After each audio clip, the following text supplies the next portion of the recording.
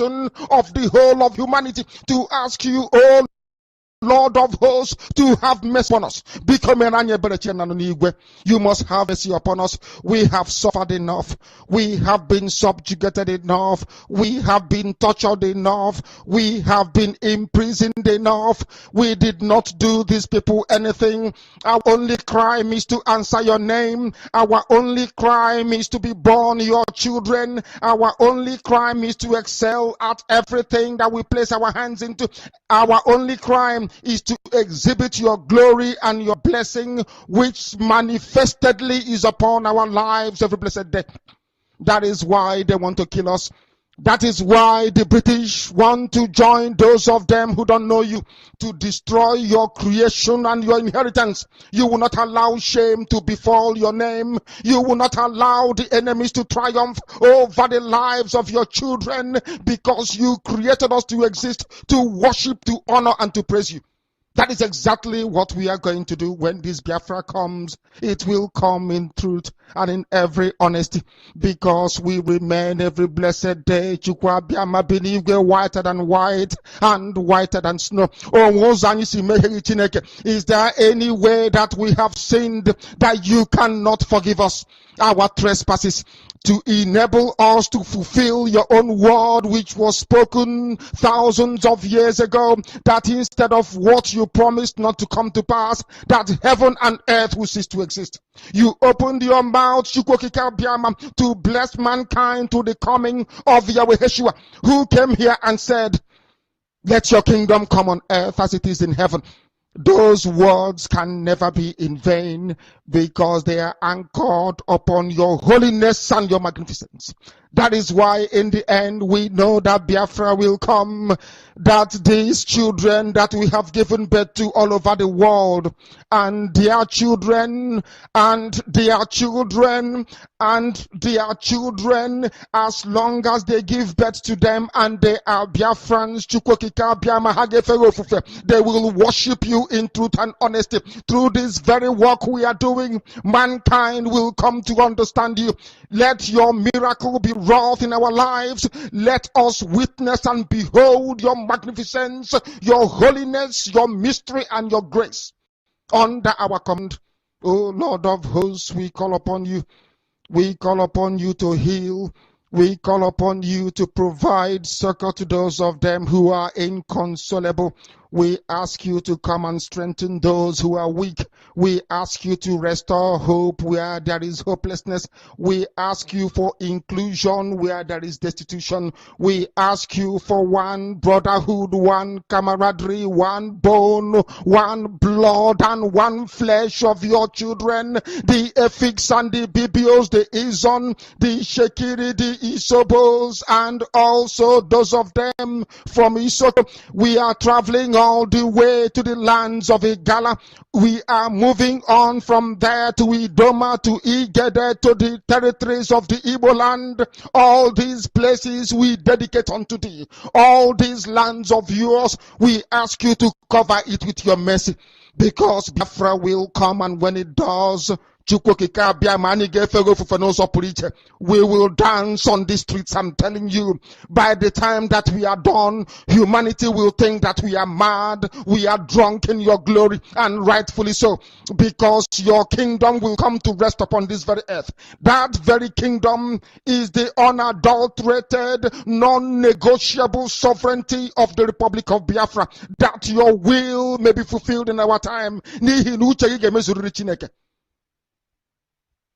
All this we pray, all this we ask for, in no other name apart from that name that belongs to you.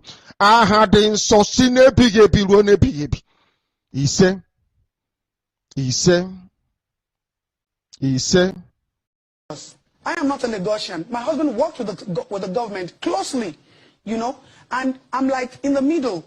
All the royal fathers, whatever they are, I'm like my father-in-laws, and I'm like, I'm against their government, you know. So when I get home, the pressure be like, talk to your wife now, what does she want, and all that, you know. Let's offer her this. Like, I would never bulge.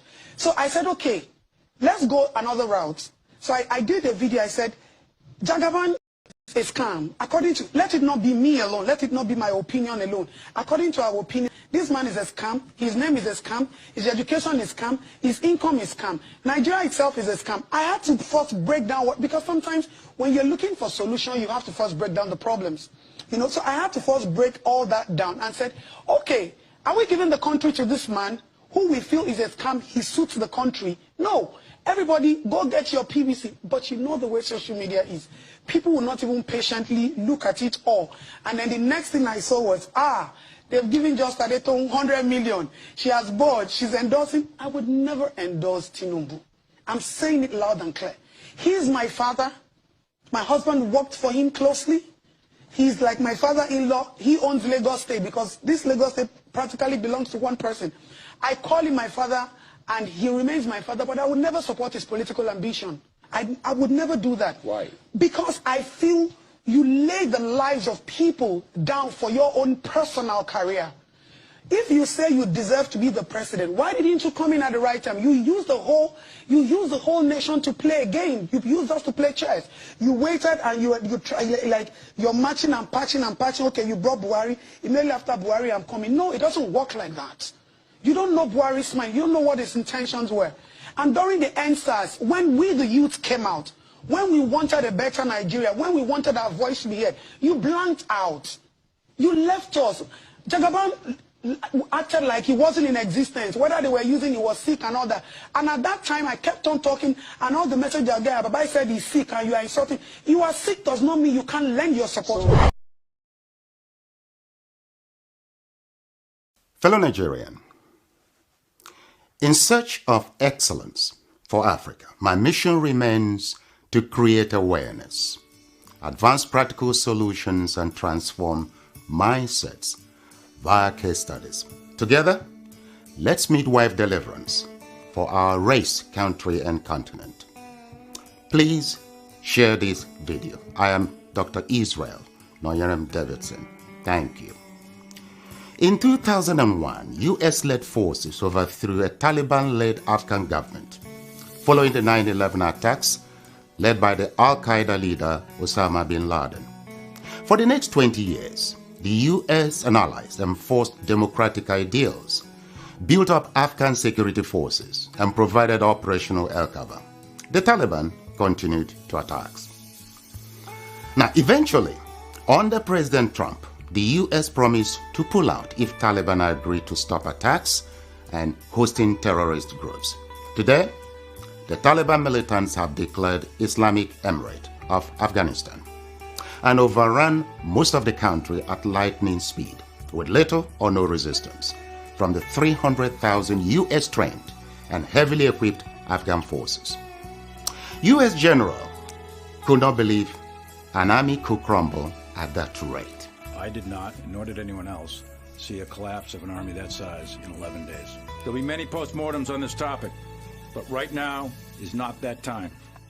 It is believed the Afghan soldiers, though diehards, had unquenchable allegiance to jihadist ideologies practiced by Taliban. There were Afghan soldiers by day, Taliban at heart, and Taliban at night. A situation some suggest currently exists in Nigeria too. So Afghanistan was simply handed over to the mullahs to govern, based on their shared jihadist ideological leaning. The south and middle belt of Nigeria should wake up with urgency. The Afghan situation is cooking fast in Nigeria today. Afghanistan is number 1 on global terrorist list. Nigeria is number 3. Second, God began to speak to me about Biafra, and I'm worried.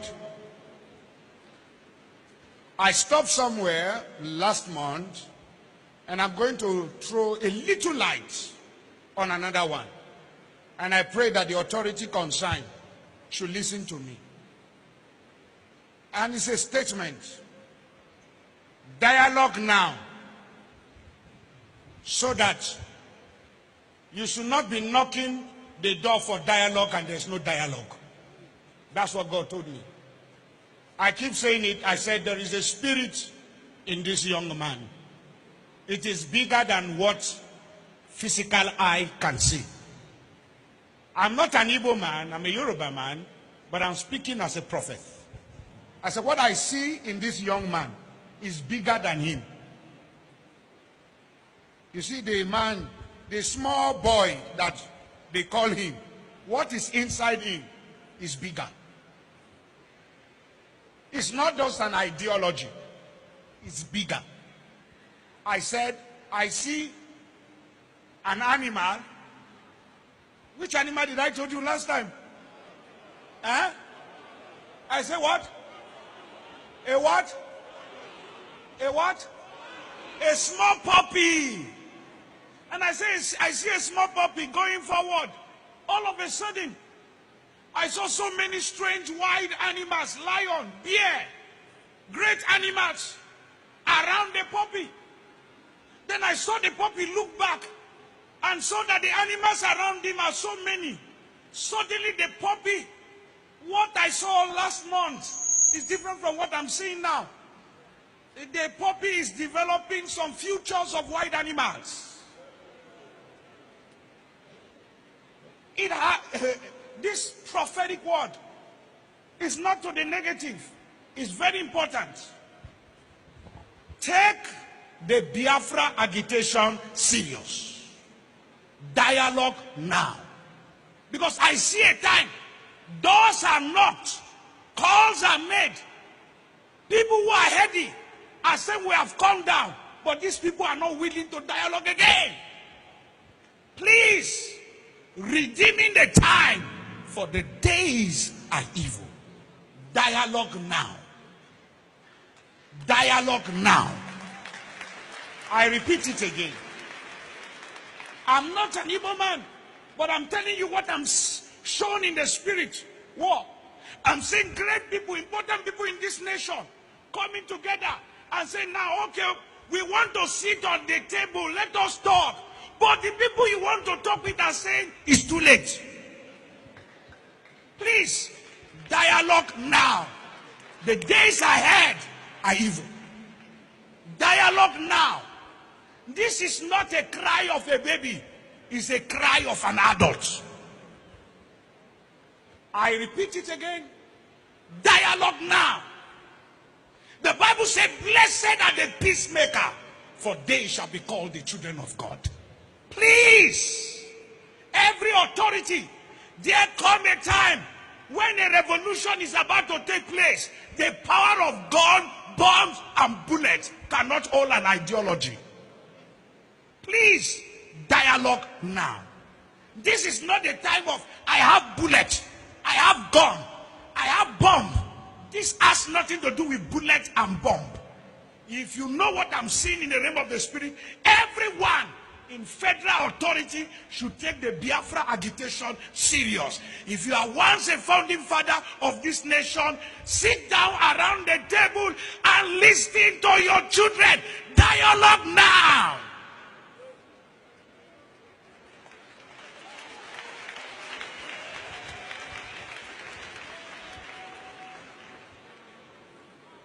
This is not the time to arrest anybody. It's the time to hear the cry of the people. Dialogue now. Because it's going to be the last resultant solution at the end. But when you are asking, when the king comes down from his throne and he's saying, I'm ready to talk, and everybody is throwing stone at you, then you will know that it is important to dialogue with honor and prestige and go out, and there is peace in the land.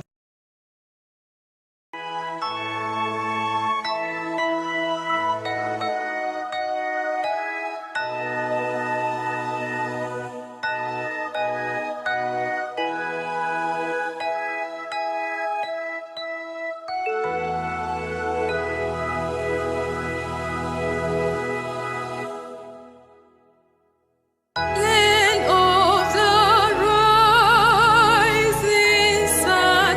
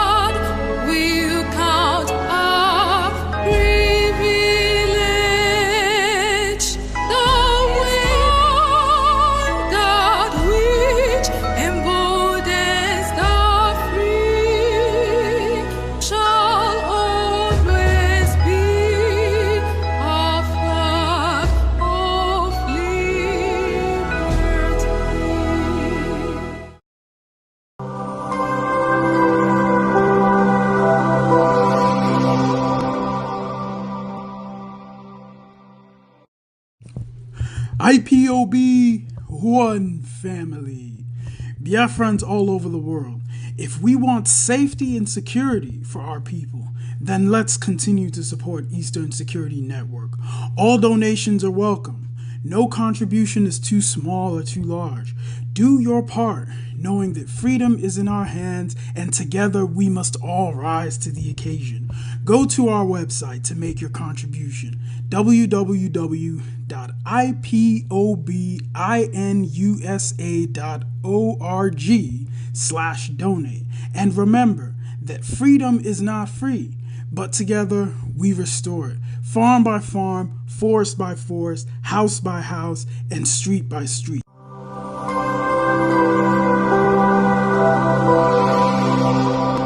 You must listen to her. Of course, you must go and listen to Simon Ekpa, who is doing a very fantastic job. Very great job that Simon Ekpa is doing. Very, very, absolutely fantastic job that he's doing. You must listen to him and share his videos accordingly. Very, very important. He is bringing a new dimension to this very awareness that we are making, and you must listen to him. Very, very important. How do you cage Nnamdi Kanu? In fact, I want to call that Nnamdi Kanu should be released. A freedom fight agitator who said that, look, he wants liberation for his people. Why are you incarcerating him? Why are you not going to arrest Fulani men? Look at the bomb blast in train blast in Abuja to Kaduna. Up to today, our people are still being kept by these bandits. Where are the security? Where is the president? Where is the security act to go out and rescue these people? Tell me what is happening. It is a shame. Tell me, Igboho, they went after him in the southwest and were able to stop him. At least we're not hearing about Igboho again.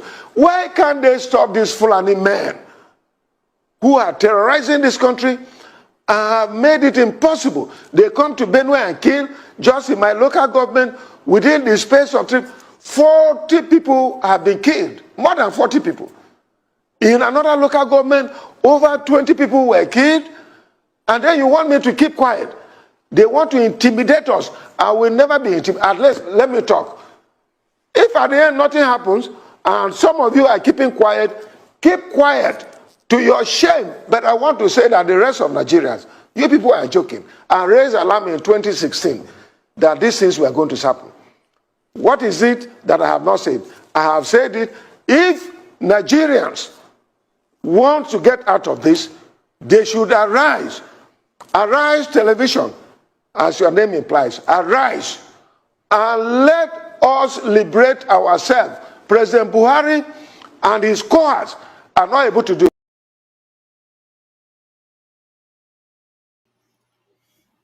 Good evening, good morning, good afternoon. Welcome to the program today. This is live and direct on Voice of Biafra 97.5 FM, live and direct on Enter Biafra channel 1 and 2, live and direct on all Enter Biafra platform, live and direct on IPOB Autopilot media platforms. We are here very late again just to make sure we continue our daily expositions and daily awareness for Biafra restoration as Biafra is coming in 2023.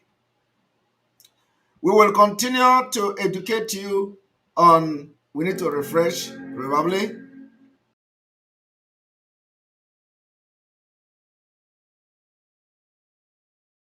We are going to continue to educate you on the Abuja Declaration of 1989.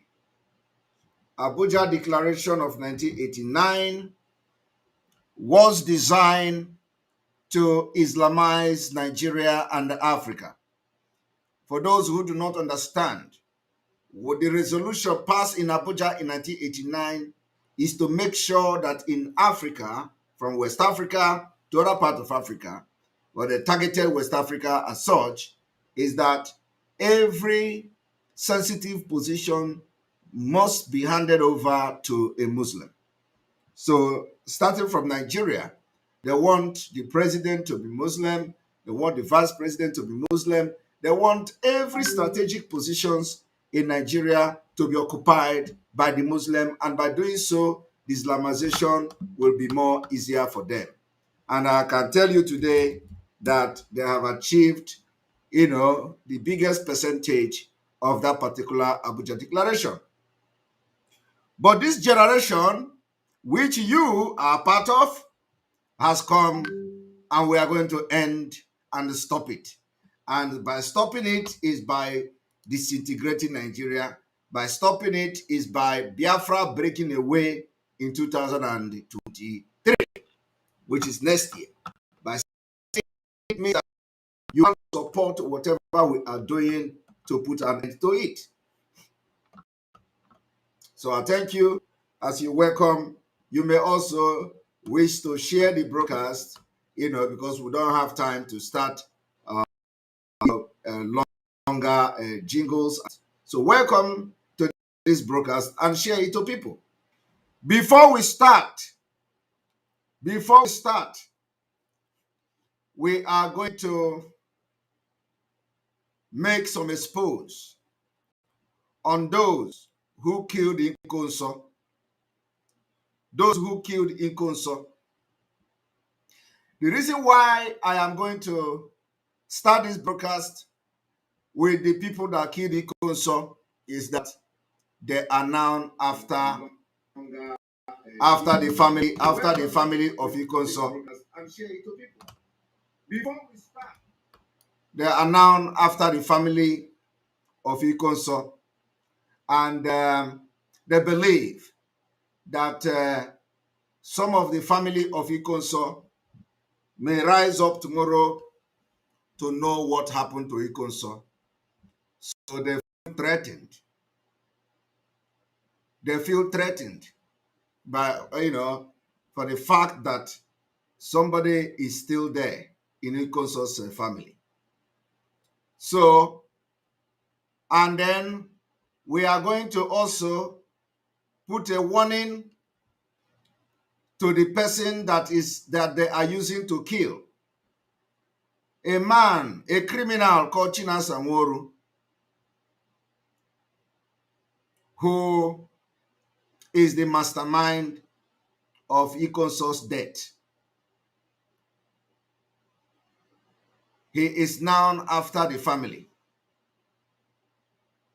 And of course, the person that he is using to kill, we have come to know you. And those who may know you, they will hear your name today. So, and of course, it is going to also be a warning and to the notice of the world that should, in case anybody dies in Inkonso's family, it will be blood for blood for Chinasa Nworu. Now, I want you to also pay attention to the people, how the one they call Nwangwere, the involvement of Nwangwere called Darlington, his involvement in coordinating the hitmen for Chinasa Nworu, his involvement. And of course, some of you know, nothing is hidden in this struggle. If you think you are going to commit atrocities and go away with it, you will be disappointed. Now, I want everybody to listen to how Chinasa Nworu plan and kill our people. Of course, that was in the past. If he tries again, we will tell him that also in his vein, blood runs in it. This agitation has taken a new dimension, like you all know. You can't kill Biafrans again. not why we are here. You can't. You can't kill Biafrans again.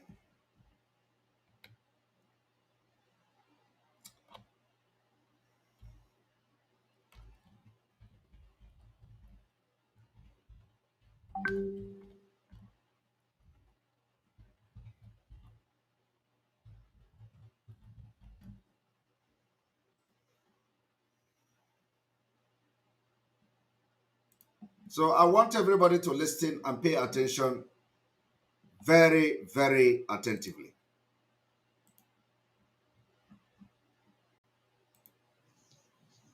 Hello.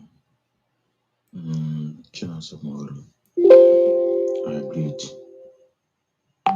When you can Lady Conso, Nichukwado. I call you severally today. You pick my call. So, don't know what is the problem or where the problem is.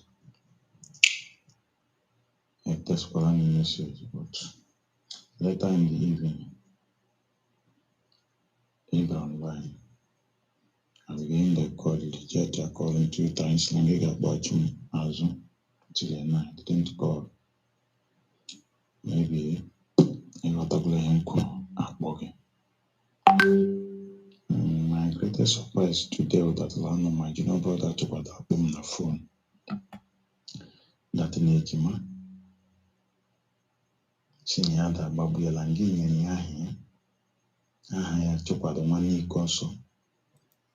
China Sanworu gave the name of Ikonso brother to one of his hitmen called Ejima.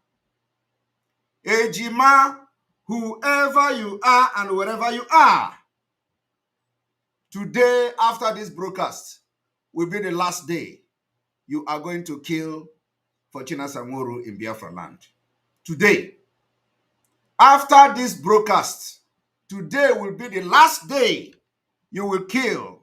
You will use gun or machete to kill a Biafran for China Sanworu. I want everybody to listen. No bude moto no nalige balaga. Ray amati hamabui. China Sanworu claimed that Ikonso brother snatched car, stole car from somebody. China Sanworu has become the police of Ndi Igbo. China Sanworu accused Ikonso brother, who knows nothing about stolen car. But what they do is that they will, they will tell the person that is going to kill that the person kidnapped, or the person snatch car or something like that. They have to tell you something. They have to say something. Because the people that, for Ejima is a human being. So, whoever that Ejima is, China Sanworu gave order for Ejima to kill Ikonso brother. I want you people to understand that after China Sanworu masterminded the killing of Ikonso by revealing just the way they did to Mazi Nnamdi Kanu. Now, they are feeling threatened because there are still men in Ikonso's family. Because the point is that it can never be hidden. The truth will come out one day. So China Sanworu is looking for a way, all means, to eliminate Ikonso's family. But God have exposed them. This one didn't work out. This particular execution order from China Sanworu didn't work out. That the Ejima who China Sanworu have ordered to kill, the Spirit of God entered him. And he began to talk. Chinasa Nworu gave him name of Ikonso brother to kill. So I want you people to listen to this audio. Very fortunately, so I called Ejima. Do Ejima why? Since he console me, I mean, he console she no problem. Ejima Shimumba. And they were asking Ejima, why do you people plan to start killing Ikonso's brother? While Ikonso was alive, did Ikonso have any problem? Do you people have any problem with Ikonso? Ejima said no. But of course, Ejima will not know what Chinasa is doing. His own is to, they give him bullet, go and kill, and they give him name, and he start to look for the person. Sure, okay. How come? Usually, Abubu Mandam work. Ejima no pony Ashima Chinasa Nworu Ngwa. Send the Liaha Chokwado, which is two other. Chinasa Nworu send the name of Chikwado, who is a Ikonso's brother, with other two persons, and gave him bullet and gun that he must look for Ikonso's brother to kill. You know, Biafrans, people don't know what you people don't know what we have done. You don't know what we have done in the struggle. Today they are crying. Today they are shouting and nobody listening to them. Because the blood of our men that Chinasa Nworu have shedded are chasing after them. I want you to listen. Guys.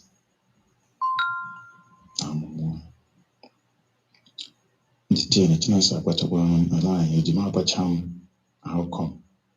I guess I need to take a Kwado on radio. Shimbala, Ihapola out of hand, Madame Bunyaki Adocha. And then because on the American Limen the Nile, Chinasa Nworu Limen the Nile, American Consul betrayal. And the person is telling them, in all these things, all of you, Ikonso has never betrayed any of you. Why would you want to wipe away Ikonso's family? Or is it because Ikonso is no more? That's why you want to kill all his relatives? So added them no Jidoko glove. All the no madam here. Each number Chukwado. For court Chukwade, each number, Emma One Ikonso. And the bottom drum, the Lehana and again, money as money consume, and John money conselect. Or another person. Somebody say calling his brother's name. His brother is not in, well, you know, doesn't our leader have brother? Doesn't our leader have brothers? What has Ikonso having brother got to do with what Ikonso was doing for Biafra? Or if you are fighting for Biafra, you should not have brother again in Nigeria. Is our brother, is our leader brother not going to court and gallivanting in court, making calls? Has anybody killed him? So what is wrong with you? Ikonso brother is not Ikonso. Ikonso brother is not involved in Biafra thing. So why would somebody be afraid of mentioning Ikonso's brother? But you know, one thing is that the people that killed Ikonso are not resting. They are scared that somebody is going to rise up when they know the truth from Ikonso's family. So they are hell-bent to eliminate them. But it is late. That can never happen again. I want you people to listen.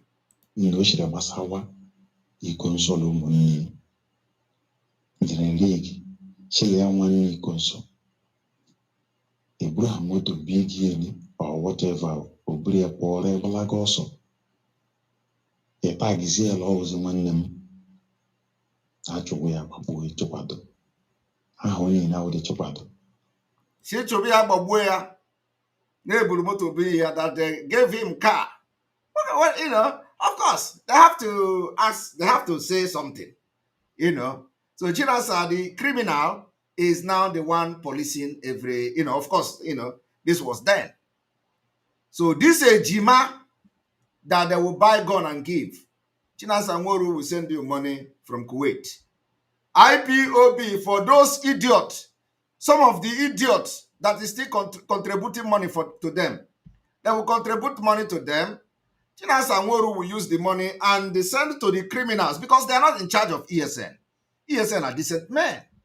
ESN cannot take life of Biafra people. ESN, they know what is called the rule of engagement. Chinasa Nworu, all these people that are still contributing $10 to them, they will contribute the money. Chinasa Nworu will send the money to Ejima. And you know, because probably these are the dead men squad, that are, you know, the criminals they have. And then that one will buy bullet, put in the gun, and begin to hunt for the people. And then one day they will kill the person, and they will use one Hopus or the mask car to carry the person. They will parade it. They will show you, oh, we are in Biafra. This is ESN. They are not ESN. They are not ESN. Ejima, your name is now in the public. And we're going to know who you are. He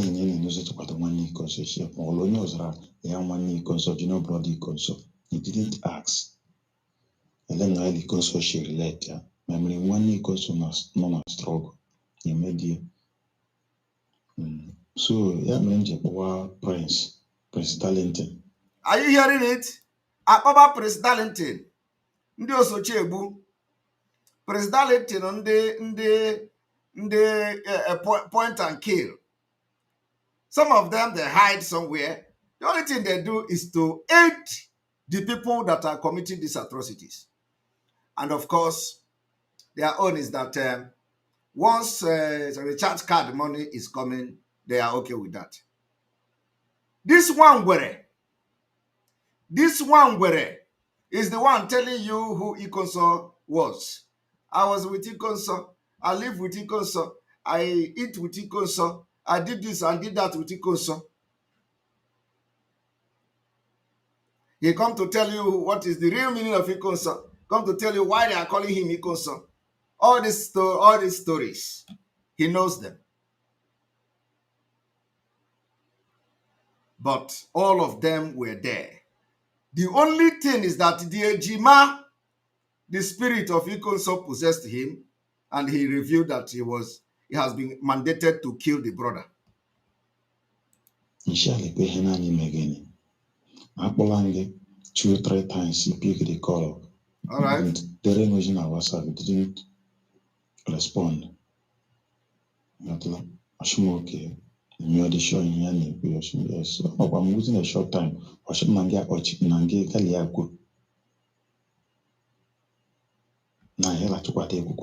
hearing that?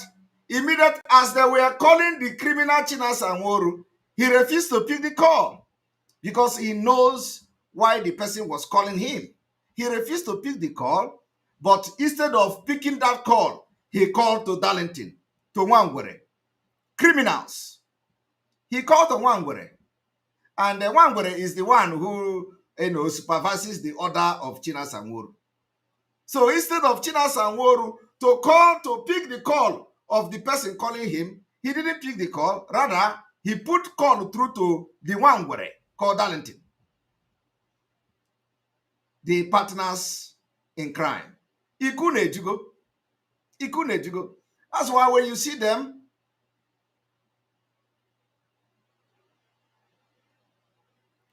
somebody say, I should stop interpreting. There are people who don't understand what he's saying. Now, I am at the such a thing. Watch Ejima, Shejima, Aponona.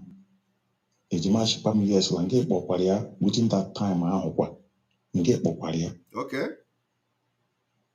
The law, this, that, like, okay. After when the whole secret has been revealed, this bedbug criminal Nworu refused to pick the call. Rather, he called the one where called Darlington, and then he called the killer Ejima. That Darlington is working with the Ejima to eliminate the Ikonso's family, and he will turn around and be telling you how they are together, how Ikonso is the best, how Ikonso is his friend, how this and that. But behind Ikonso, Darlington was looking for a way to eliminate the families.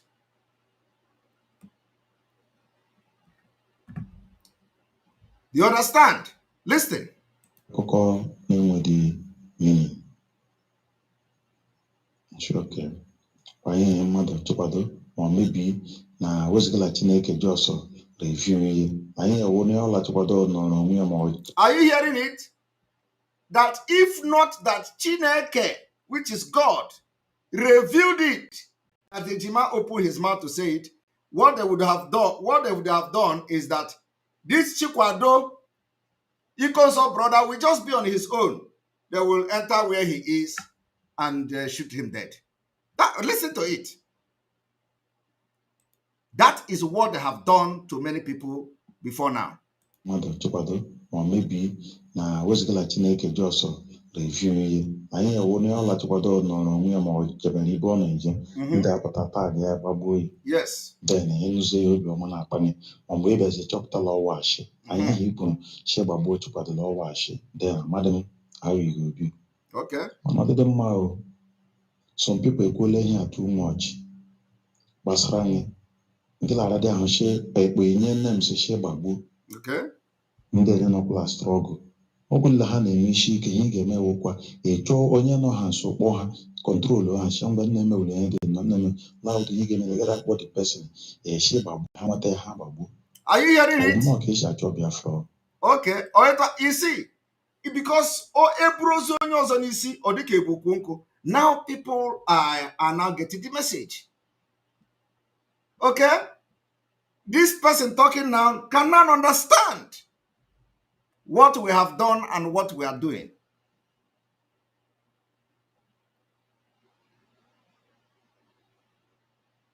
Do you understand?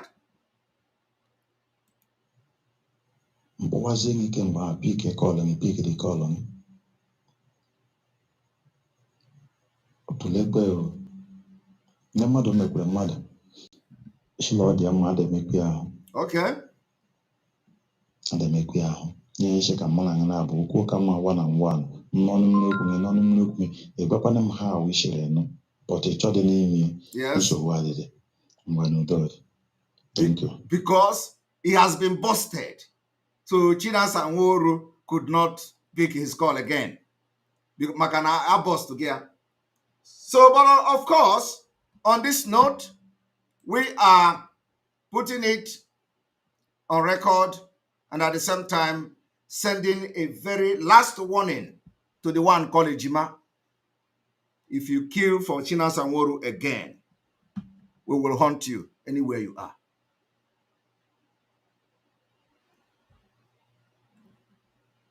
Of course, you have been doing it, so maybe I've done it in the past, but now you can't shed the blood of any Biafran and go free. Both from Ikonso family to anybody. So, and we are going to watch you. You are not invisible. You can't. You can't kill for Chinasa again. From today. And the one that have knowledge of who they are going to kill and eliminate also. Anyway, you can continue. Continue in your evil way. Those who think that Biafra is where to practice cannibalism, you will all reap what you sow. On this note, we are now going to the exposition of today. You know, these people doesn't exist, but it is very, very important that now some of the things are coming up and people will know what we have done in the past and how we have ended their criminality. We are ending it. If it is before, you will see every day they will say this one has been killed, that one has been killed, this one. What they do now is to arrange some people in the community, and they will capture one person and begin to video the person, you know. And then, of course, when they video the person, they will begin to call someone. I don't even respond to all those nonsense. These are, inconsequential people. They will gather in a place and carry one person, put his hand, tie him and begin to talk. Are you fake ESN? Are you this one? Okay, this is Monekpa. One video like that came and, from nowhere, from Blue Moon, the guy begin to talk. Okay, you people that are working for Simon Ekpa. I just laugh because, you can't beat me in a game that I'm very, very well grounded, professional in it.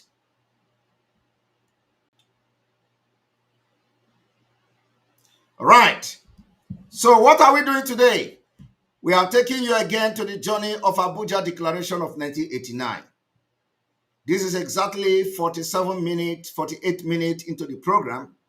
So if you want to watch only the Abuja Declaration and our exposition of today, you are going to start from the 48 minutes into this program. And so therefore, the continuation of what we have yesterday, exposing how far they have gone in their Islamic agenda. Now, I want you to listen to this.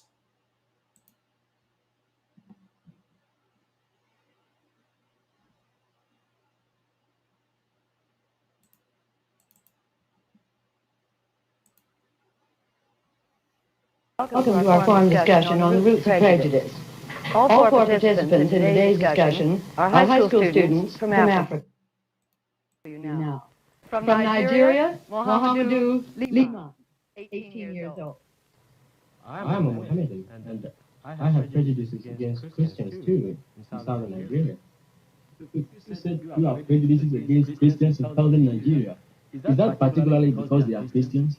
I'm a Christian myself, but I have no prejudice against Mohammedans. I rather prejudice against whites. Am I right? Let me ask Mohamedou another question. You said at the beginning that you were Mohammedan, that Nini was Christian, that you had some prejudices against Christians. Yeah. Let me ask you a fairly frank question. Do you have any sense that Nini from the Gold Coast is less purely African than you are? Yeah, I often feel that. Why? You see, we in Nigeria, and our part of Nigeria, northern Nigeria, we often feel that Africa is for Muslims, not for Christians. It's meant for Muslims. And did you hear that? As far back as 1950-something, the man is telling you that there in the northern Nigeria, believe that Africa is for Muslims. Do you understand that? He said they believe that there in the northern Nigeria, as far back as 1950-something, that there in the northern Nigeria believe that Africa is for Muslims. This particular mindset is what gave birth to Abuja Declaration of 1989. I want you to know how far they have gone. From this 1959 to the 1989, you can check how many years. They didn't stop from there. They continue to pursue this thing, and in 1989, the Muslims, they gathered in Abuja how to take over Africa. I want you to know, you see, when you don't have information, you perish. When you don't have knowledge, you perish. And what we do here is we bring pure fact and figures and evidences, what we teach. I want to take it back. Against Mohammedans. I rather prejudice against whites. Am I right? Let me ask Mohamedou another question. You said at the beginning that you were Mohammedan, that Nini was Christian, that you had some prejudices against Christians. Yeah. Let me ask you a fairly frank question. Do you have any sense that Nini from the Gold Coast is less purely African than you are? Yeah, I often feel that. Why? You see, we in Nigeria, and now part of Nigeria, northern Nigeria, we often feel that Africa is for Muslims, not for Christians. It's meant for Muslims. And we in the northern Nigeria, we believe that Africans are for Muslims, not for Christians. Did you hear that? We believe that Africans are for Muslims, not for Christians. And they've continued to pursue that particular agenda. So let us listen. Our social life is entirely in Nigeria. We often feel that Africa is for Muslims, not for Christians. It's meant for Muslims. And we in Nigeria, we often feel that Africa is for Muslims, not for Christians. It's meant for Muslims. And our social life is entirely different from the Western ways. We are totally opposed to it because it sort of try to disassociate our religious principles. We were talking a moment ago about discrimination between white and black. Suppose Nini comes to visit you in Nigeria. Would he be discriminated against in any way? I suppose so, simply because for one reason. And I try to have it. Now, listen to this one in 1965. Listen. Northernized, and now all important posts are being held by Northerners. In actual fact, what it is a Northerner first. If you can't get a Northerner, then we take an expatriate like yourself on contract.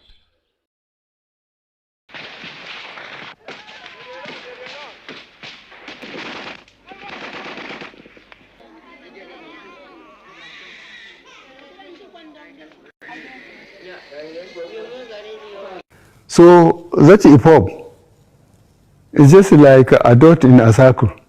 If they want. And he said, we are like a dot in the circle. We are like a dot in the circle. The same agenda from 1950 to 1965 of Ahmedu Bello, or whatever his name is, to 2022. Listen. To exist, they would have no access to anywhere. And the way they are spread all over the country, having businesses, having property, I think IPOB doesn't know what they are talking about. In any case, we say we will talk to them in the language they understand. We will organize the police and the military to pursue them. We will talk to them, to IPOB, in the language they will understand. The man said, we are going to organize the police and the military to pursue us. The military have not pursued the Fulani killers. The military have not pursued the bandit. The military and police have not pursued Boko Haram. They have not pursued the terrorists. Today, the terrorist is in Abuja. The military and police is not pursuing them. The terrorists have taken over Kaduna. They have not organized the police and the military to pursue them. Why? Because of the Abuja Declaration. Because it was then it becomes official. It was them they have signed agreement. It was in 1989 they raised a communique. It was in 1989 they now have a template in paper. And that is what they are working towards. That is why he can raise police and army against Biafra, but he can't raise the same police and army against those who have laid siege in Abuja. That is the reason why this man and his cabinet can raise police and army against IPOB, against Eastern Security Network, but have refused to raise army and police against terrorists and bandits. That is why the kidnapping in Biafra land is going every day, and this man have refused to raise army and police against them. But here, he boasted how he's going to raise police and army against us. Now ask him, are they finding it easy in Biafra land? We are dealing with them mercilessly.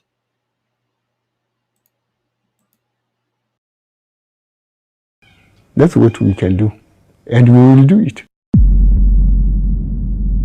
Let me make some revelations, because some of us also have our own intelligence networks.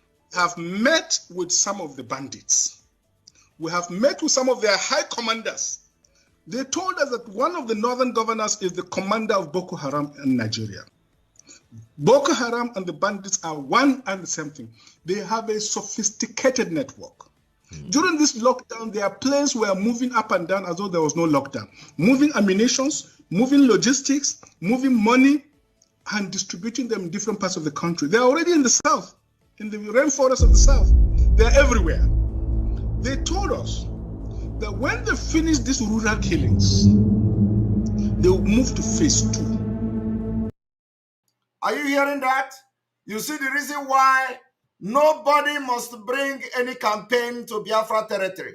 You see the reason why we must not allow the Nigeria entity, the failed and the frontline Nigeria, to renew any agreement with us. Because if we renew that agreement, the people you see here are coming. They're already there. We must make sure that the agreement of one Nigeria is not renewed in 2023, not in Biafra land.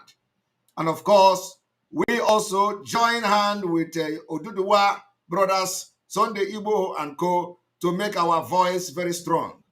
That the ultimatum that the Oduduwa nation, Oduduwa people have given to Fulanis is the same thing applicable to Biafra people starting from today. So it is not just about the terrorists in uniform and all that. So as you are looking at this, they are already, not that they are coming, no, they are already in the forest. They are kidnapping and you are paying them ransom to fund this particular war that they are going to start very soon. So for the reason of this particular insecurity and jihad against our people, we are making it very clear. We have already made that declaration. There will be no election. We can never renew this particular fraud. That will now give legitimacy to the people that are going to pilot the affair and will sponsor the terrorists to take over our land. And of course, if you think you are going to come and disobey Biafra people, you will come and Biafra people will deal with you. I am telling you the fact.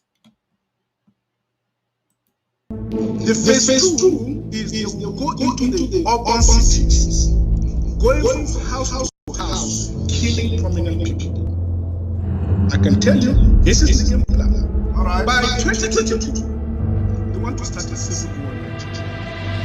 And secondly, Sheikh, you talked about a tribal war going on. And I'd like to know more about that tribal because I don't know of any.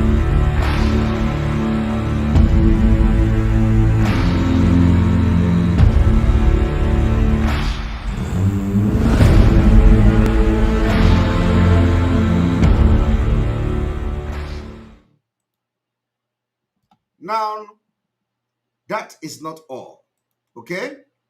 That is not all. We are still on Abuja Declaration of 1989 and how far they have gone. I want you also to listen to this. When you look all around you and you see poverty in Nigeria today, you think it's by accident. It's not by accident. It is by design. Poverty and ignorance are important ingredients in the maintenance of feudal orders. Do you understand what that means? The reason why you are into poverty today, the reason why you have no food, you have nothing to talk about, you have nothing to write home about, is that is the feudal, the Fulani system of rulership is to make sure you are poor. They will bring you down to their level of poverty and beat you with experience. So that you don't have the tenacity, the audacity to rise up against them. That is why they are so bitter that we are all over the world doing things they didn't think it will happen today. Simon Ekpa is talking from far away abroad, talking to people in Nigeria. They don't like that because, they thought that every Biafra would be in Nigeria so that by now they would have used military and police to even, do you know what they do? They are regulating everything. They regulate the media, they go to Google, they go to YouTube, they go to Twitter, ban IPOB, ban Biafra, ban this, because they could not give us poverty. We ran away from poverty. They couldn't force poverty into us. That is why we are pumping money into our land every year, billions. Because if they know how they are going to tell, the people in diaspora, the abroad, the government of Europe and America, that anybody that comes with Nigerian name, make him poor, they would do it. They will put call through to the government of the world that if you have a Nigeria there, please make sure that Nigeria don't rise. Make sure it does not become a millionaire in your currency. They would do it. Because when you become a millionaire, you are a threat to them. They know one day you are going to rise up. So I want you to listen. The more you know, the more questions you would ask. And they subject you to ignorance. They make you to be ignorant of everything. Because when you have knowledge, you are going to be asking questions. So this man is speaking like me. That's why I say every northern Muslim from A to Z will be comfortable in Islamic State of Nigeria than a secular state, where Simon Ekpa will challenge them, where Mazinam Dikano will agitate, where Sodibo will rise. So they are going to be comfortable in Islamic State, where they are governed by Sharia, than where somebody will rise up from somewhere infidel and begin to challenge them. And because of that, it designed the system of Nigeria to make you very poor, and your education will be rubbish. You see, education, they will buy cars for Niger State with 1.4 billion, but education is zero. ASU is on strike. Universities, they close down. Children are not going to school, but they are buying cars to another country. And nobody is talking. Because your brain in Nigeria, that is why we say we have taken the right to make decision away from you. We are now, we have taken the right of guardianship to everybody in Biafra land. I am telling you, not all of you are bad, but not all of you have the brain dead, but majority of those who have not believed in Biafra are all brain dead. So we have taken the right of, making decision. The guardianship right has been taken away. We strip it away from you people. Because the system of Nigeria is designed to make you ignorant and to make you never to rise up. And that is why we are rising up for you. You can imagine where I am here telling you what is happening in Nigeria. Are you not ashamed? That is the reason why I will be here telling a man who is a leader in Nigeria what is happening in his own state. He don't have knowledge about what is going on in his own state. He don't have knowledge that the Bubago in his state they are not Igbo people. He is not unaware that the security outfit launched by Anambra State Governor, they are involved in kidnapping. He is not aware that the second in command of Anambra Vigilante is in Nigeria police custody for kidnapping. He is not aware. Because they designed it. They designed the country for you to be like that. That is why if some of you don't know why we are shouting every day. They tell you, oh, Mazinam Dikano have finished the broadcast. Who told you? Mazinam Dikano say, we are going to shout till Biafra come. Because any day you stop shouting, any day you stop this lecture, any day you stop this awareness, everything you have taught them before will disappear. That is the rottenness of the system. It is called the feudal. Now, I want you to listen to this man, how he explained it. In the maintenance of feudal orders. The more you know, the more questions you would ask. And the richer you are, the more time you have on your hand to think. Your capacity to use your brain is a challenge to feudalism. That is why you have weaponized ignorance chasing Nigerians around. The poverty you also see is by design. Because the poorer you are, the less likely that you are going to ask questions of those who rule you. So you have this idea. Are you hearing that? The poorer you are, the lesser you are going to ask questions. And that is why nobody is asking questions. That is why none of them, they are asking questions. Even if they are rich in cash, they are poor in their brain. Very, very poor. All of them. Nobody is talking. Fulani will kill you. You will not talk. Fulani will, you just be there and begging. They say you have to be a president. You are begging. You are begging them to zone it to you. but you claim to be a citizen of Nigeria. You can't conduct election and win without begging Fulani. Are you normal? No, you are not. Idea of feudalism that started as part of a culture, but that has transcended that culture. It used to be that when you're talking feudalism, people are waiting to see an emir, or they are waiting to see a sultan or an alkali. But the reality is that that idea, and that's where we come back to the ideas again, that idea is like a virus.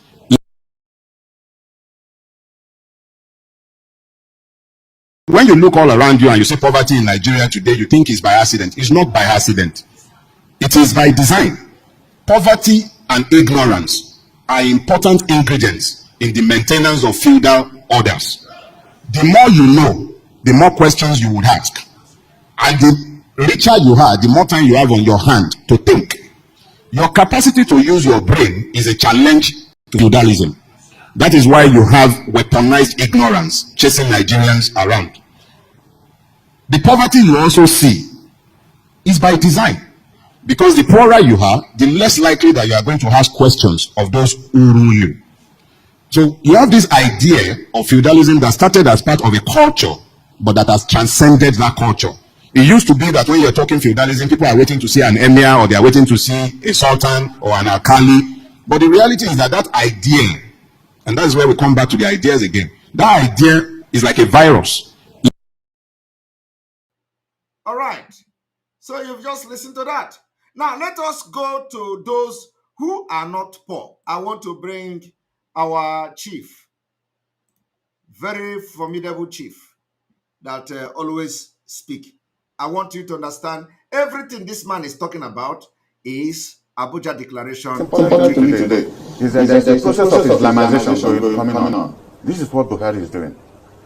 And when you see the attack from Benue, Plateau down to the southeast, these are the hardcore, strong areas of Christianity in the south of Nigeria. When they are demonized, when they are reduced in strength, ask me, what are Nigeria people doing in the southeast? What is Nigeria doing in the southeast? People in the north have been warning me that we are talking about election. Something much more serious is coming. Because he wake up one morning and declare a state of emergency. His military is all over the place. His herdsmen have taken over the whole southeast. Our people will wake up and you don't even know where to run to. Are you hearing that? What this man is saying here is the reality. The reality, the effectiveness of the 1989 Abuja Declaration. Abuja Declaration have succeeded to some point. That is why they can deploy the military unchallenged. That is why they can deploy police unchallenged. That is why Southeast can be under siege. And nobody from Southeast is talking. It's because the Abuja Declaration have succeeded somehow. That they have caged everybody and nobody is talking except us that are from abroad. So Abuja Declaration is not here. It is not effective in Europe. It's not effective in America. But it is effective in Nigeria. That is why nobody is talking. And I want you to listen. You won't remember that P2B or Atiku, anybody is running for presidency. He has a different agenda. This is why he's not interested in the killings in his country. Are you listening to that? They all have different agenda. Not only Atiku. P2B is not talking about the killing in Biafra land. And the idiots, the people that Fulani have used Fidel to destroy their brain, who cannot think, who cannot ask questions, they are even not eating 3 times a day. Some of the people shouting obedient, they don't eat. So how can somebody who doesn't feed himself very well will be thinking normal? They will say, Obi, we are obedient. Obi is coming. If you engage them on discussion, like intellectual discussion, hey, Chineke God, you will be throwing up. Because ndị abu iti. Iti boribo. Iti abụghọkwa iti nke no iti gbajiri chalk. You know? Iti will break chalk. That is the worst iti. When you went to school and at the same time you become iti. Very, very dangerous. So you will be hearing them shouting about PVC. because their brain is not functional anymore. The system of Nigeria have designed their brain to be not reasonable. Now listen. Killings will be happening, and he jumps into a plane to travel abroad. Tinubu has not visited the Southeast, not in primary, before primary, or after that. He's not interested. Instead, his deputy, his vice presidential candidate said that P2B will be an Igbo president, not a Nigerian president. What an utterance for people, somebody to make. He shows you the inner thinking against my people. Yet, they are hoping on one Nigeria election. Like we have said, if you think that this election is going to hold, honestly, you don't know what is coming. Why must he say that P2B will be an Igbo president? Why? Why makes that kind of statement public? This is a man who harbored and developed Boko Haram. Boko Haram leaders were caught at the State House of Borno State in Abuja here, and nothing has happened. Nobody has questioned him. Well, he has denied. Did you hear that? He was the vice presidential aspirant to Tinubu. Everybody know him now. He was the one harboring Boko Haram. Why? Because they are the ones sponsoring them. Denied that he harbored or he has anything. But did he deny that the person, that EFCC did not arrest the person in his lodge? He didn't deny that. He didn't deny that. The man, the government, the police in this country arrested the man in his lodge. Did he deny that? When the Boko Haram started, when he was governor in Borno State, he should tell us how it started. Why up to today, it's now a good business in this country. That violence has spread everywhere. What will they use when campaign starts next month to tell Nigerians why we must vote for them? Records. Records help me. Every morning in the past 5 years when I wake up in the morning, there's a program on AIT. People they conduct a Catholic Mass. And after that, there's a program for 15 minutes called Light of the Nation. If you listen to that program, you'll be a better Nigerian. Whether you're a Catholic, or an Anglican, a Muslim, it's been a point of duty for me to listen to that program. It motivates me spiritually to at least be honest to myself. And I say this in realization of the fact that people, especially in my region, in my zone, live on a lot of beliefs and passions, not factual truth. Until you remove passion from the fact, then you start seeing clearly. And I say this because the P2B saga is a young man I love so much. I don't think politically anybody has done to him what I did. I was chairman of PDP and declared on national television that he won election and not Chris Ngige. And Obasanjo and the national chairman then called me on emergency. I said, what did I do this? And I explained to them why I did what I did. By the time I said that, I didn't know who P2B was. A few days later, he came to my house with now late Chief Jacob Nwokolo, one prominent Anambrarian one prominent Anambrarian from Abagana. And he said, you mean you have not met? I said, I've never seen him. I'm just seeing him for the first time. What I just told you, I said it about 2-3 months ago at the PDP zonal meeting in Enugu. P2B was sitting down, our 2 governors were sitting down, and every other prominent person. I said, I address issues based on facts. Because I looked at the behavior pattern of Chris Ngige. I said, no, we knew what we did to make him governor. And you cannot steal from those who stole for you and run away. That was how they attempted to abduct him. But that aside, Peter was handed over Abga by Chief Odumegwu Ojukwu. The concept of Ojukwu doing that was for him to organize the rest of the Igbos. That it is now, it appears to him impossible that we can get anything out of this country. Let us look inwards, like the Chinese did, and develop our place. Use the resources, human and material God has given us, and develop our place. Leave Nigeria for the moment.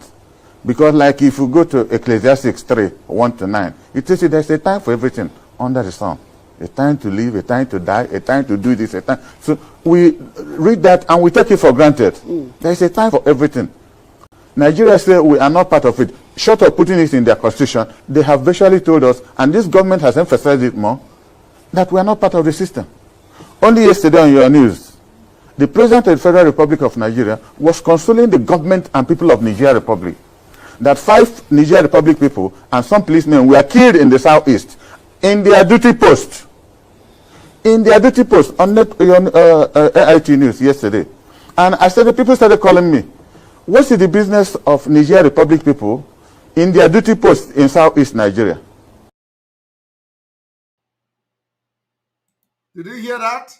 What is the business of the Niger Republic people in their duty post in the southeast in Nigeria? That is to show you these criminals and the terrorists in the military and police uniform are not Nigerians. They are not Nigerians. You see why we are chasing them away from the 15th of this month. They are not Nigerians. They have brought them from all over Africa, give them police uniform, give them military uniform, and they are killing our people. And you turn around to ask, why are these killings in Biafra land? And people don't know. Because the Biafra people or whoever have dealt with some of them in the southeast. And the president is sending condolence message to Niger Republic. Niger Republic, they know who they are. They brought them into our land to give them the Nigeria Army uniform, give them the police army uniform, and they are killing our people. And nobody is talking. You see the reason why election must not hold. And from 15th of this month, if these terrorists are still in our land, we are going to go after them. After them, anywhere they are. We must restore peace in Biafra land. We must restore sanity in Biafra land. We can no longer be under siege. We are now in liberation of Biafra. We will fight them anywhere they are. Go and mark my word. We will fight them where they sleep. We fight them where they stand. We fight them where they drink water until they leave our land. From the 15th of this month. It is already happening. We are not waiting for till the 16th. It is already happening. I'm telling you the fact. The liberation and the fight for Biafra freedom have already started. You'll be hearing the news. We are not waiting for 16th. I am telling you the fact. We have already started liberating Biafra. The liberation of Biafra have already started as I'm talking to you. It is from now you are going to know how we are going to fight these people. I want you to listen. That was when I knew. Because people had told me before now that look at everything Buhari is doing towards Niger, building red line, everything he's doing, that he's from Niger. And I called a lot of people, what is going on in this country? For the first time, people were killed, and he's showing condolence. He first started that he instructed Ohaneze, everybody to investigate and let him know who killed them. What happened? But thousands of people have died in Plateau, in Benue, in Southeast. He has never even offered condolence to any state government about any deaths caused. Well, he does put out statements. Well, that they're on top of the situation. On top of the situation is not a condolence message. We have seen them on top of every situation. His state, Katsina state is overtaken now with violence. He's on top of the situation. I think yesterday the senator representing him resigned from APC and joined PDP. He's on top of the situation. So what I'm saying in effect, Peter's presidency, exciting to me because I know him personally. Achievable is what I want him to prove. Because what he's doing now is what he would have done a year ago. And I mean consultation. We have 5 governors, 2 APC governors, 2 PDP governors, and 1 ABGA governor. They all have candidates for the various elections coming up next year. Peter is running for presidency. He now has candidates in all those elections. So people are now asking us, disobedience, where do we stop disobedience? Is it on Peter or on the candidates following him down the line? This is why he now has problem in the southeast. Okay. Because if he had had consultation with his colleagues, they would have sat down to say, now, Peter, what is the achievability of what you're looking at? Because of my interest in him, I had to go to the north. I went to the 3 zones in the north. I had the singular privilege, with due humility, that I have been state chairman of 2 national parties. I did the June 12th election as chairman of NRC in Anambra State. I was chairman of party as Ngiga was governor. 2 critical stages in the life of Anambra people. So I went calling all my friends in the north. what is the possibility of my brother becoming president? And they laugh at me. They say, is it the one you people are doing on internet? You win on internet. What did you people do in Osun State? Where they had a candidate who ran for governorship, only won his polling booth, lost his ward, lost his local government, not to the rest is history. But does that affect the well, what I'm saying, that is where the sympathy begins. This is an indigent. If they couldn't trust their own son who was running for governor, what is their business with Peter? Because the last program I had here, I warned about Igbo-nizing or Yorubanizing or Fulanizing the process. That is now where we're going to. The Igbo traders in Lagos closed market to register to vote for Peter. Now Yorubas are reorganizing. The Fulani houses are reorganizing. That was what I discovered in the north. And they don't know. Tomorrow they will tell you, oh, they are Igbos. They are major. But they closed market. They closed market to go and register for PVC just for P2B. Tribalism. While P2B was telling them, do not vote me because of Igbo, because I'm Igbo. They are going to register for P2B. They were even saying it. They say, oh, P2B is out, to let us go and register for voters card. When you are hanging, and I hear people were obejiri because the man told you, don't come to support me because I am Igbo. And they started this tribalism in Lagos because they did not go to start registration of PVC because of Nigeria presidential election. No, they went as they were boasting how they are going to vote P2B and they are going to register because of P2B. Why would you do that? And you come to blame Allies for I told Allies, if you see them next time, we know Obejiri anime like this. And in a way that the mark will be there for a very long time. So that, Opatana Biafra, Onechete, the fuck up Omeluna Lagos. Why I'm speaking Igbo, this one I'm recording. Okay? How can you live in Lagos? You want to be a smart man. You want to be a smart man. You come out. I want to go and register PVC. P2B must win. P2B must win. If I was there, it's just that the thing is just we don't have the time. It was the time that we were so busy. Otherwise, I would have made a very big program that this Yoruba asonanya. Vote to make PVC. Stupid people. Honestly, this is so annoying. But at the same time, you wouldn't blame them because the system of Nigeria have destroyed their brain and they don't even want to learn. You see them lying like lying online. We close our shop. Bring money. Let us support our Eastern Security Network. All of them will be doing like this. P2B is out. You will not go home now. Travel now. Let us see. Travel. Bini bypass. Once you are entering Bini, you are going to the bypass. Once you go halfway, I'm going to get there. 30 million. And I I will be speaking Igbo because all of them are hearing Igbo. This one of the people I'm talking to. They don't go home again. They can't, and these are the people. Some of them are telling me, come home. Come home. The people asking me to come home are not even home. They are in Nigeria, but they are not home. Because Yoruba is not your home. Lagos is not your home. Some of them are in Abuja telling me to come home. Is Abuja your home? They are in Lagos. They are in Ibadan.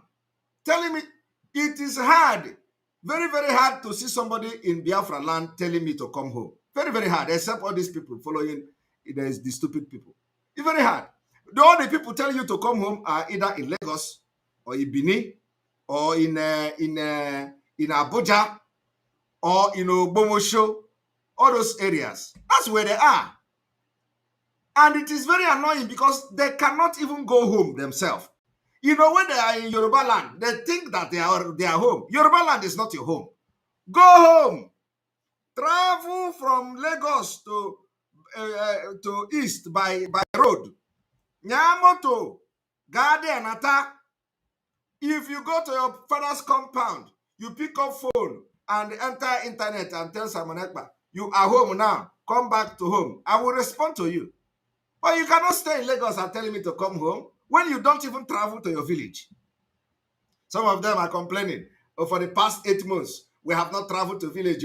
The kidnapping is everywhere.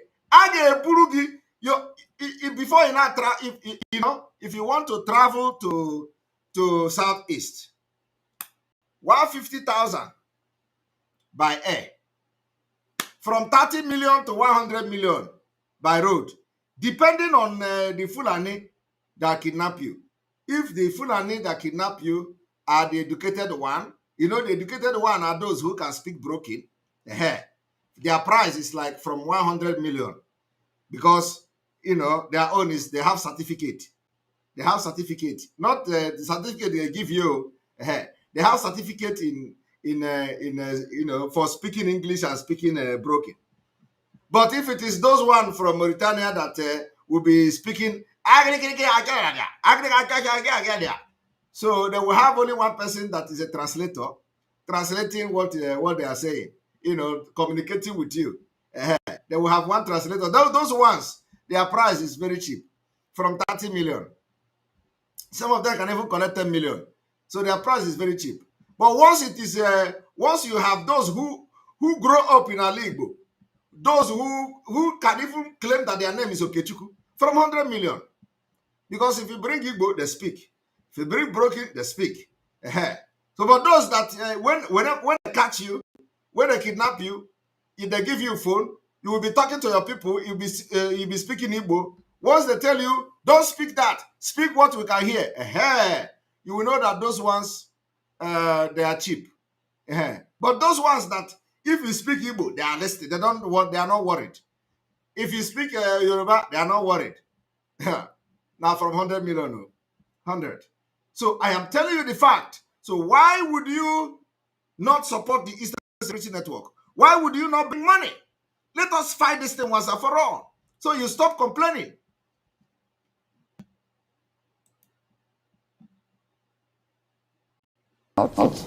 So, and I was wondering, how then will he win? Assuming he gets most of the vote in the Southeast, where will the other votes come to give him 25% in at least 24 states? But how does all of this affect you? Did you hear that? Assuming if Obi get vote in the Southeast, where will he get the other 25% and stuff like that? Because of this 25%, we are going to do everything to stop election in Biafra land. Let us see how they are going to win election. Anybody that we see in Biafra, although I don't even need to go there and start threatening anybody. I don't hate Igbo agwe onye ọcha. I don't hate Igbo agwe onye ọcha. Come and do election in Biafra land. All of you are wasting time. Complete time. You know, this thing is very good because I would like this history that we're going to make. You know, now they are, you know, and I say, don't worry.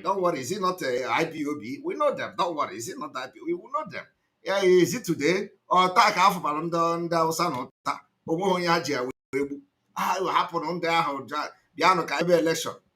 Hi, Chineke God. Oh, I like surprises. Let us listen. You know, the ambitions of the PDP candidates. This is what I'm coming to, because I said traditionally, the Southeast has been a PDP stronghold. All true. Now, and Peter, until recently, was the top member of PDP. He was the leader of PDP in Anambra State. And up to now, he's our leader. He hasn't told us that he has left us. He hasn't officially told, at least he hasn't told me. And we haven't nominated a new leader. He's our leader. Even though you see on TV, I see on TV he's running for president. He hasn't called me personally, as close as I am with him.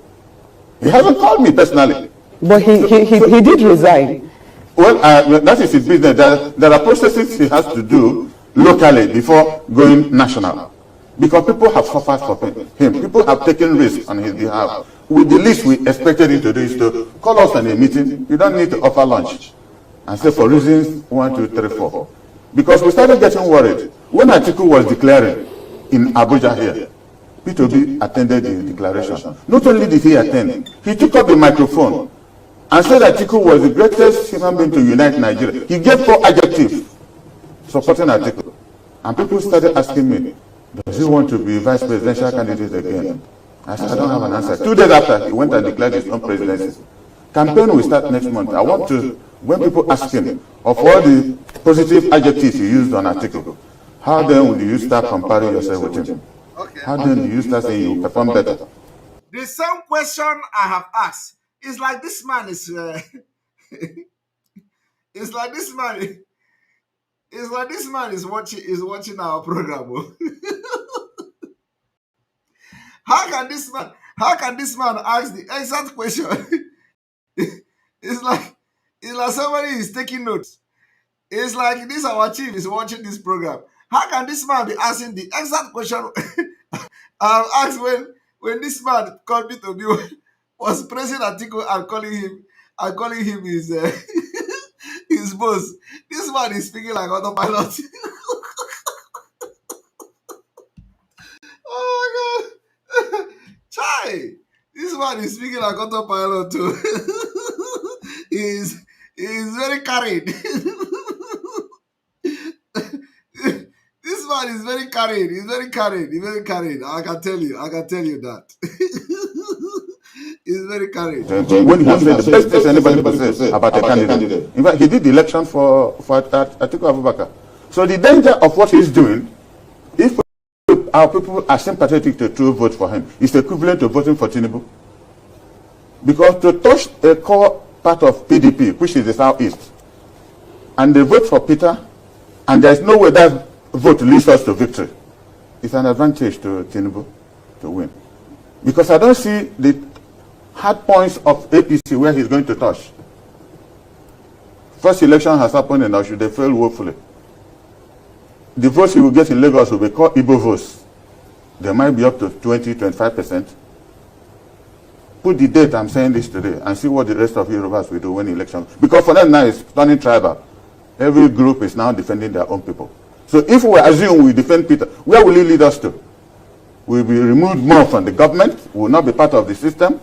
But in PDP, not only is Atiku positive for us, he's married an Igbo woman, has about 4 or 5 children from her.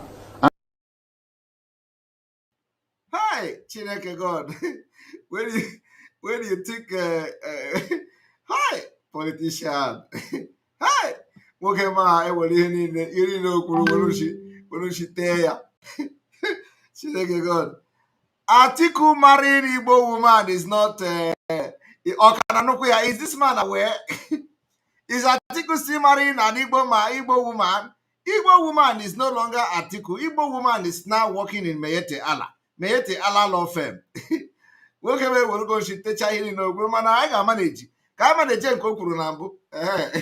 Let us manage the other one and do for this one. So we are going to now read the Abuja Declaration. Abuja Declaration in newspaper. If you look at this newspaper, you are going to see that amid our alleged Islamization agenda, Nigeria Police Academy Commandant Ahmed accused of replacing Christian personnel with Muslim personnel. Abuja Declaration of 1989. Now let us go. This man is implementing Abuja Declaration of 1989 in police as I speak. Let us see how he did it. Ahmed alleged to have illegally transferred some Christian personnel out of the institution and replaced them with Muslim. That is Abuja Declaration of 1989. The total implementation. What they are doing now is to change all Christians from sensitive places in the security so that when the war starts, which we will start it by ourselves if they did not, where by the time we are going to declare Biafra, they already, they are brought the war already to us. So we are going to, take the war to a next level. The commandant of the Nigeria Police Academy, Wudili, Kano State, Abdurrahman Ahmed, has been under fire over alleged marginalization and subtly engaging in Islamization agenda. I do not know what they are talking about, marginalization. Let them begin to call it the name that it is, Abuja Declaration. You see, we are going to release statement on this. We are going to release statement. We want the media houses to begin to address this the exact way it is. It is called the implementation of Abuja Declaration. Abuja Declaration. Some staff member of the institution who spoke to the Sahara Reporter accused the Assistant Inspector General of Police of victimizing personnel based on their religious faith. Ahmed was said to have illegally transferred some Christian personnel out of the institution and replaced them with Muslim. 1989 Abuja Declaration implementation with speed. Furtherance to the achievement of the mission, the vision of his Islamization agenda, once reported by Sahara Reporter, the Commandant AIG Abdurrahman Ahmed in a transfer signal dated 3rd August 2022 and signed by Christy Kuki Mrs., the CP in charge of welfare, transferred 21 personnel, out of which 16 are Christians and 5 Muslims. A source told Sahara Reporters. Look at the document here. These are the documents of the transfer.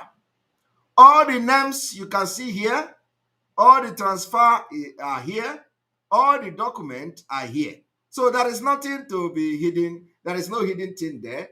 Everything is here. Evidence-based. Okay? This act clearly shows the handwriting on the wall as the mission to Islamize the academy is almost 90%. Are you people hearing it? Almost 90% completed if nothing is done to avert the doom that will soon occur in Nigeria. The point is that people do not understand it is not only in the police academy. They are not paying attention, no. It is not only in the police academy. If you think it is only in Kano, you are lying. You are lying. I want you people to listen and listen very attentively. Tell Sahara Reporter, tell all the idiotic people, tell all of them that if you think that it is about the police college or, you don't know what you are talking about. It is more than that. It is more than that. You need to understand the level of the implementation of the Abuja Declaration of 1989. A Muslim staff member of the institution also kicked against the action of the commandant. All of them are Takia. They are not real. This is wrong. Even though I'm a Muslim, I'm against his action. Unfortunately, when this plan was published by Sahara Reporter months ago, both the Nigeria Police Force and the Police Services Commission and Service Commission, that is the supervising body, were mute. He said they are going to be mute. That is how they roll. That is how they roll. They will always be mute, pretending that they didn't see it. Now it is getting out of hand, as the commandant always claimed the IGP, Inspector General of Police, is his personal friend. As such, he is justified and covered to run the academy as his spirit leads. Are you hearing? They are running Nigeria police as the spirit lead. That is the word. The Nigeria Police Academy is being run as the spirit lead. The spirit leading them to implement completely the Abuja Declaration of 1989. People in Aso Rock is running the government as the spirit lead. No, they are not running it according to the Nigeria Constitution. The same thing to Senate, the same thing to Army, the same thing to DSS, the same thing to all these places that you have. In fact, let me tell you one thing. I'm going to play this. I played it yesterday. Let me play it again. You have President Northwest Muslim. You have Senate President Northeast Muslim. You have INEC Chairperson Northwest Muslim. You have Speaker of the House of Representatives Southwest Muslim. You have Chief of Air Staff Northeast Muslim. Minister of Defense Muslim North. Chief of Army Staff, Northeast Muslim, Inspector General of Police, North Central Muslim, National Security Advisor, Northeast Muslim, Director, National Intelligence Agency, Muslim North, Director General, SSS, Northwest Muslim, Controller General of Immigration, Northwest Muslim, Controller General of Customs, North Muslim, Controller General of Civil Defense, Muslim North, Controller General of Nigeria Immigration Prison Service, Muslim North, Acting Chairman of EFCC, Northeast Muslim, Chief Justice of the Federation, Northeast Muslim, Code of Conduct Head, Muslim, Northeast, Managing Director, Post Authority, Northwest Muslim, NIMASA, North Muslim, NNPC Managing Director, Northeast Muslim, Minister of Education, Northeast Muslim, National Universities Commission, Northwest Muslim, JAMB, Southwest Muslim, and so on and so forth. You can keep on going on and on. So now, what does that tell you? What does that tell you? What it tells you that all these places mentioned, they are running their affair of those places as the spirit pleases. Hey, Chineke God, they are running it as their spirit pleases. All these places, all these people, he mentioned their name now. DG this, DG that, Comptroller General this. All of them are Muslims and they are running it as the spirit pleases them. How does the spirit pleases them? Always remember the Abuja Declaration of 1989 to make sure that the strategic position in Nigeria and other parts of Africa is taken over by Muslims. Now, I am going to now play another video that I played from the beginning because there are so many people now watching that particular, this particular exposition.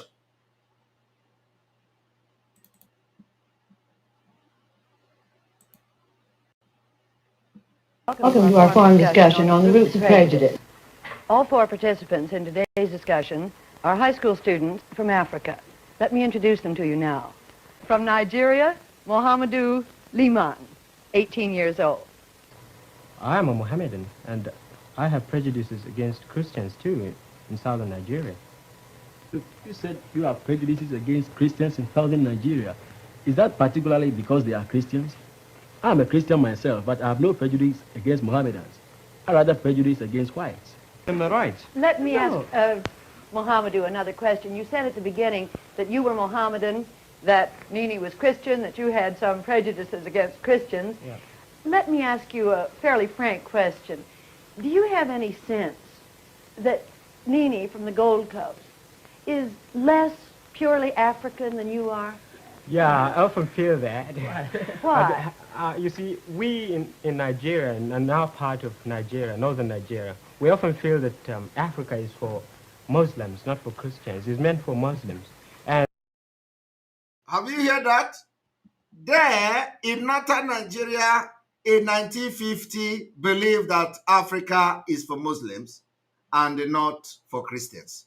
So, the northern Nigeria have this thing in their mind for a very long time, that Africa must be Islamized and Africa is for Muslim and not for Christian. For that reason, they are looking for a way until they get to Abuja Declaration of 1989 to make it more official. Let us take it back again. Question. Do you have any sense that Nini from the Gold Coast is less purely African than you are? Yeah, I often feel that. Why? You see, we in Nigeria, and now part of Nigeria, northern Nigeria, we often feel that Africa is for Muslims, not for Christians. It's meant for Muslims. And our social life is entirely different from the Western ways. We are totally opposed to it because it sort of try to disassociate our religious principles. We were talking a moment ago about discrimination between white and black. Suppose Nini comes to visit you in Nigeria. Would he be discriminated? Now, do you see where the problem of Nigeria lies? Do you see the problem? This is why we are incompatible. It is incongruous. It is called a dangerous diversity. This man, as far back as 1950, was in a debate telling you that northern Nigeria, that they believe that Africa belongs to the Muslims, that Christians shouldn't be in Africa. As far back as 1950. And this mindset has been what they are using to govern Nigeria till today. That is why you see in the police college, they are now removing Christians and bringing Muslims. Because it is what they grow up. It is a natural thing. It takes 1,000 years to change this ideology, if it can be changed at all. So why would we waste our time to renew this particular evil entity in 2023? Why would you not fight this fight now that there are cracks on the wall? Why would you not join us to fight? We're not even going to fight because they don't have the strength. They are bringing people from Niger and to give the uniform and come to our land because they don't have men anymore, and we are dealing with them. I want you to know that all we need from you is money. Money. We are not into criminality. We are not into kidnapping because if we do kidnapping, we get the money. But we are not going to do that. It is against our culture. Kidnapping is against our culture. So we need your money to fund this freedom. That's what we are saying. The next fundraising is coming. It is not until fundraising. We need money every day for the security of our land. Every day, millions is spent for our security, for Eastern Security Network. Every blessed day. Millions. And it is never enough. So when you see on the screen www.ipobinUSA.org/donate, you go there every day, put something there. Because sometimes we have emergency. If you think you are not going to do it, no worry. Don't worry. You are going to pay the money one way or the other to Fulanis. You will pay it to them. That is no two ways about it. You are going to pay it to Fulani, and when you pay to them, you pay them in millions. But when you are supporting this Biafra movement, God has a way of paying back what you do. God has a way of preserving you. Okay? Now, I will continue to play this.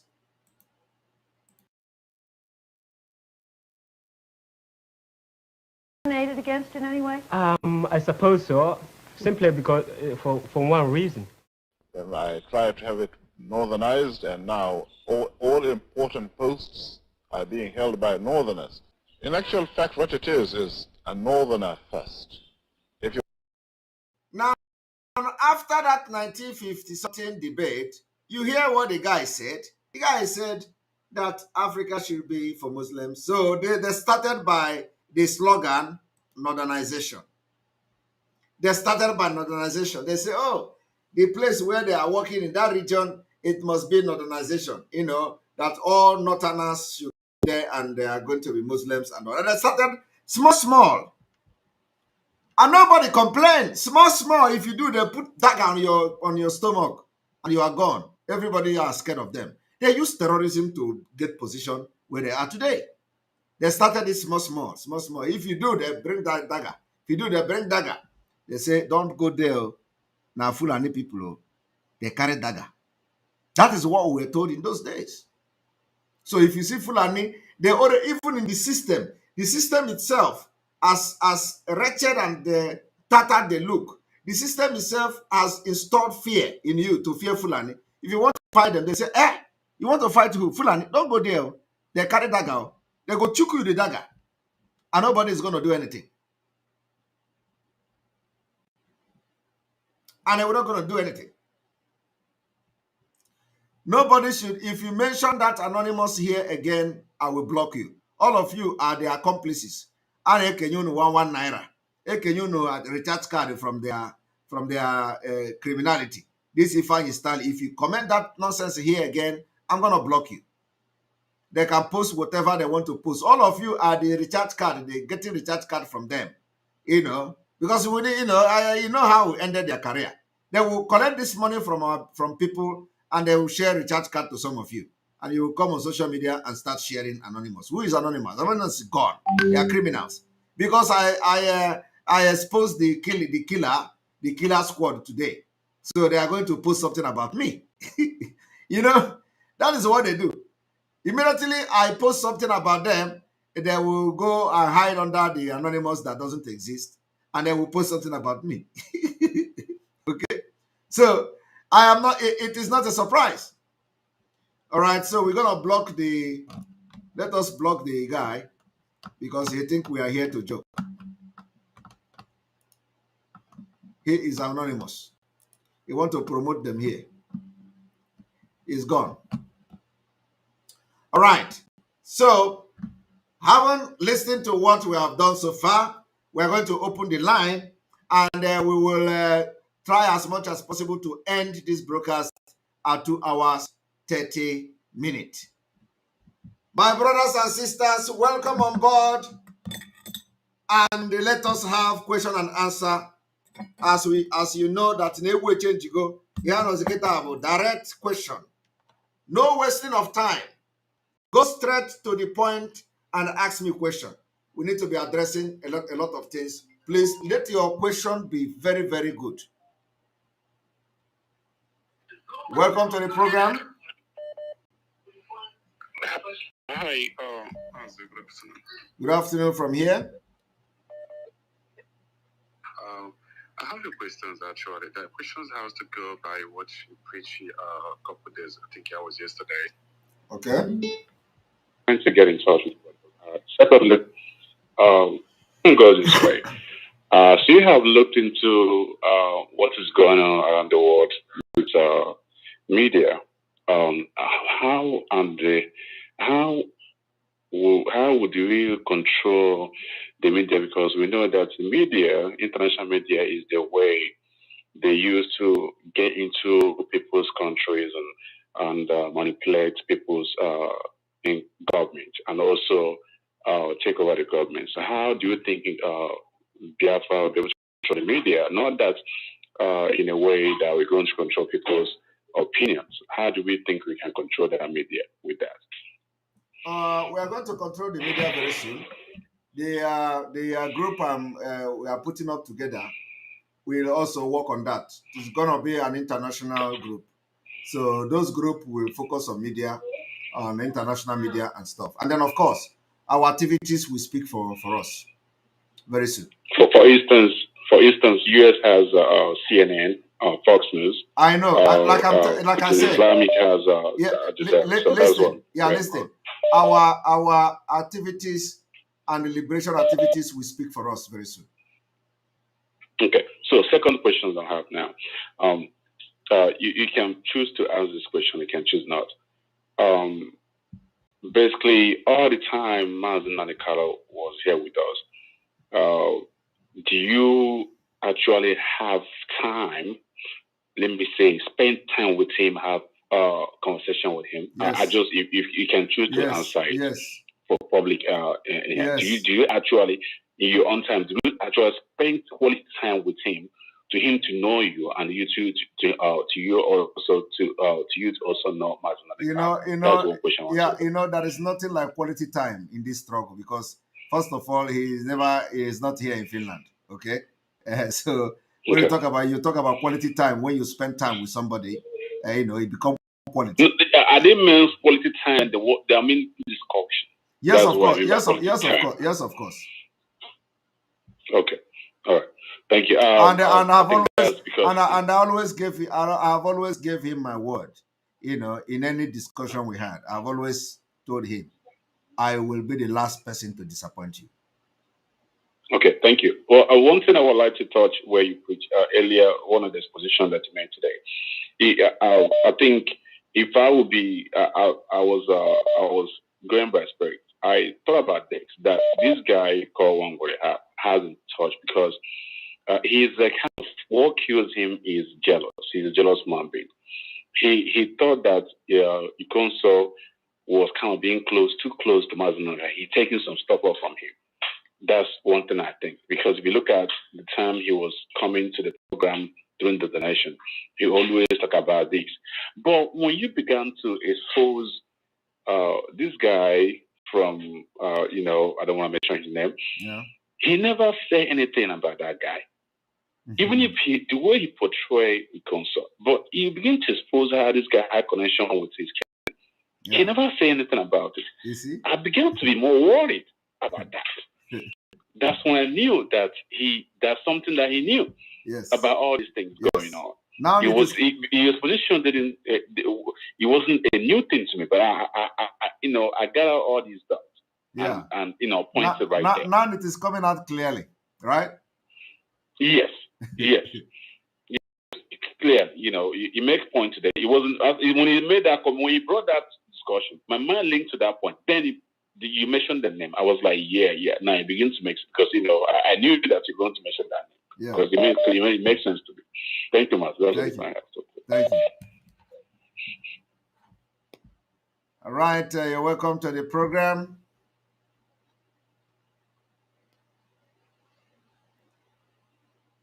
Hello. Hello, good evening. Good evening from here. My beloved.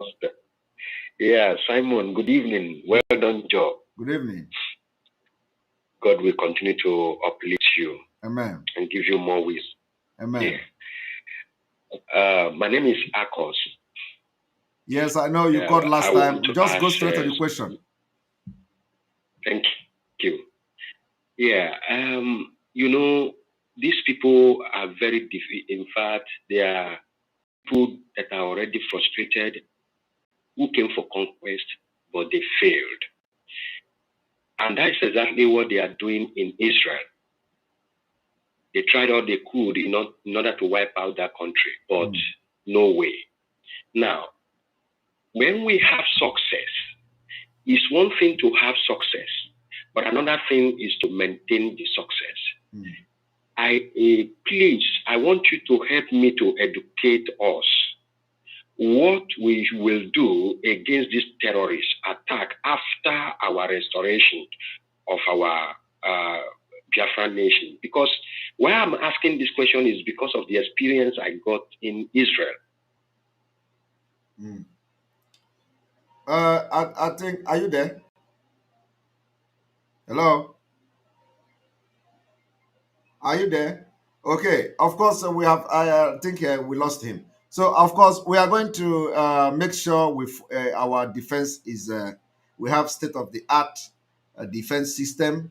We will copy a lot from Israel. That's how I am proud to say we will copy from Israel.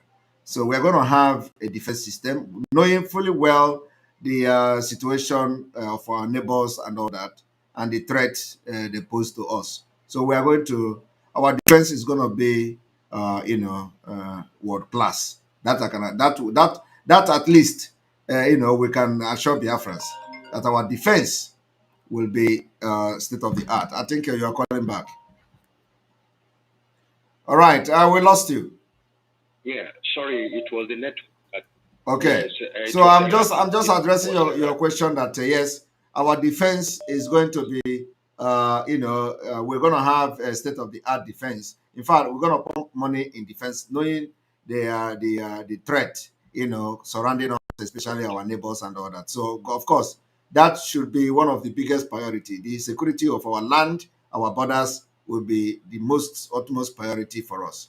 And we don't allow admittance into our land without proper documentation. So that's what we're going to achieve, and we're going to achieve it. Our land border will be protected and with state-of-the-art facilities. So before you come into our land, you must be properly documented. Good. Then the second question is this: the governance of our land, which is Biafra, I hope it will not be shielded by immunity, so that those who are going to be in this arm of affairs of governance will not hide under the immunity and loot the treasury. We have learned a lot of lesson from what has happened to other people. When I mean other people, I talk about Nigeria and other African countries. So I don't think we are coming to have a repeat of that. We are going to, the Biafra is going to be run based on what we have learned from other people. So there is nothing like that immunity, this immunity, that. Thank you. Then the third question, finally, briefly, is about this monopolistic market and cartel, where you see... We are not going to, without you asking the question, I will tell you we will design our laws that it is not going to give room for any monopoly. It is what is obtainable in Europe here. Everything will be open for competition. Thank you so much. Thank you. Thank you, Simon. You have made my day. Thank you so much. You are so wonderful. Thank you very much.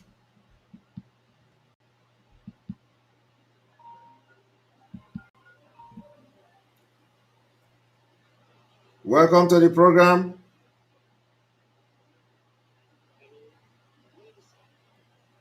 Hello? Hello? This Abuja, I'm calling from Brassaland. You're welcome. Go ahead with your question. Yes, sir. Well, there are some member IPOP in here, in some units. They say they are going for training in some region. I don't know if there's any training going.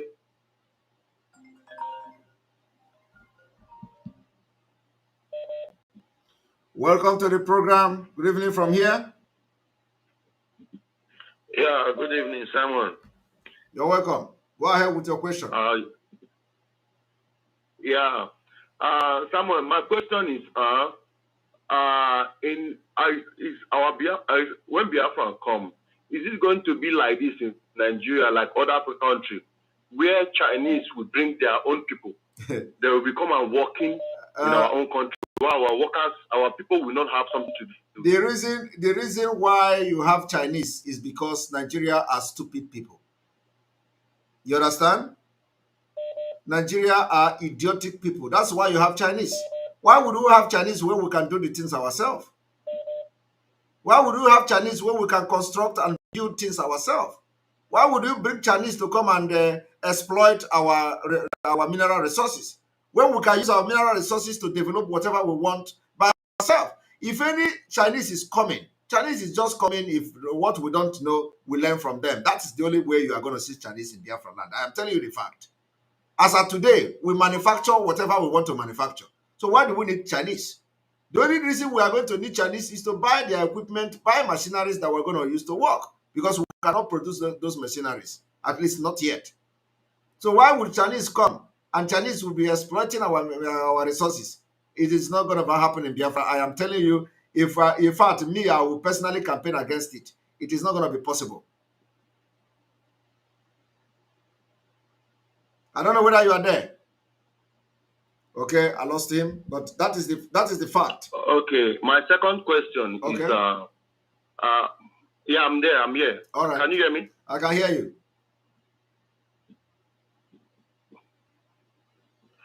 My second question is when you come to all these Asia country, it's difficult for us as a foreigners, to get documents or to get even job. It's difficult for us somehow.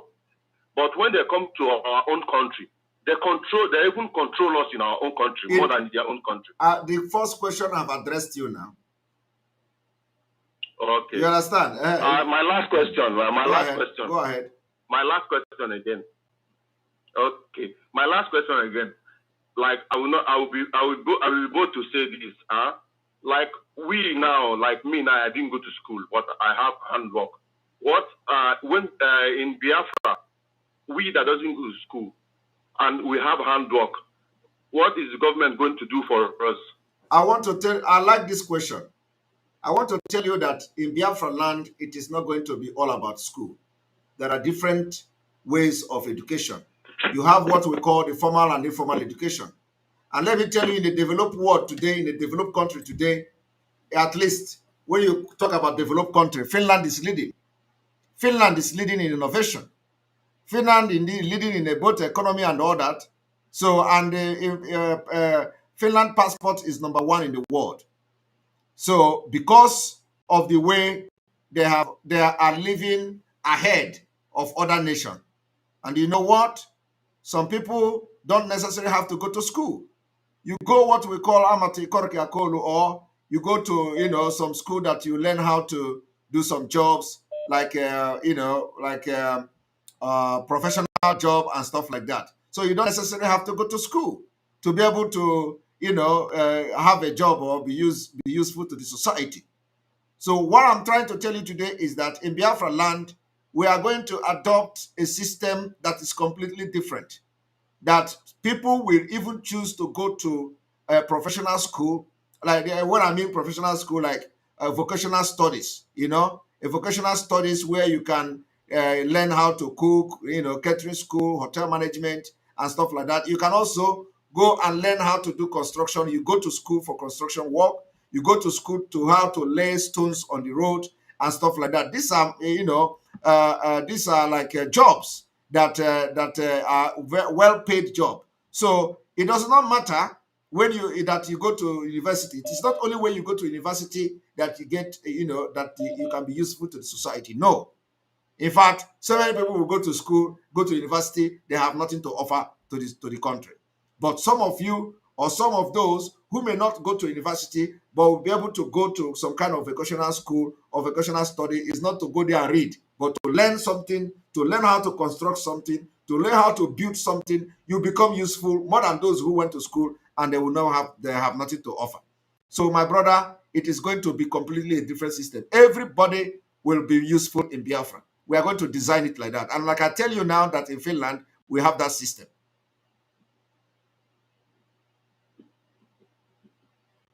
I can't hear you. Okay, Simon. Thank you. My name is Chimampa. I'm calling from South Korea.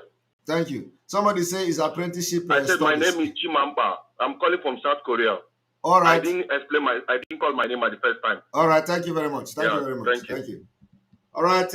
Somebody say, you can call it apprenticeship studies. Whatever we can give it our own name, but we're gonna run the same system. So anybody that didn't go to school should not worry. But not all those people that are constituting nuisance on social media, disgracing us, because they don't are disgracing us. They should go and start doing this machine. The machine that nobody need to see on social media.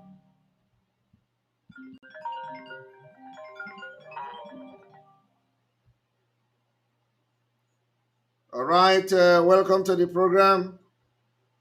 Good morning, good evening from here. Hello. Yeah, good evening. There we go. Mazi, let me use our language. Mazi, when you on a Biafra, as of now, in Danya, only Biafra like Elekemo, my hope for one of Misha concern coming from India. What of Umunaya? Because please ask another question, because somebody have asked that question before. I have addressed it. I cannot be addressing it every day. You must follow our program so you don't miss anything. So ask another question. Okay. That's the only thing I want to ask. Thank you.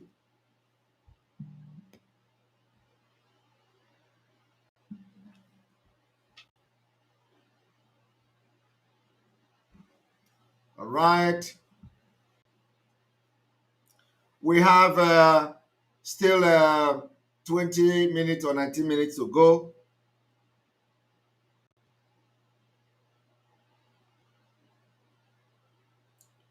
All right.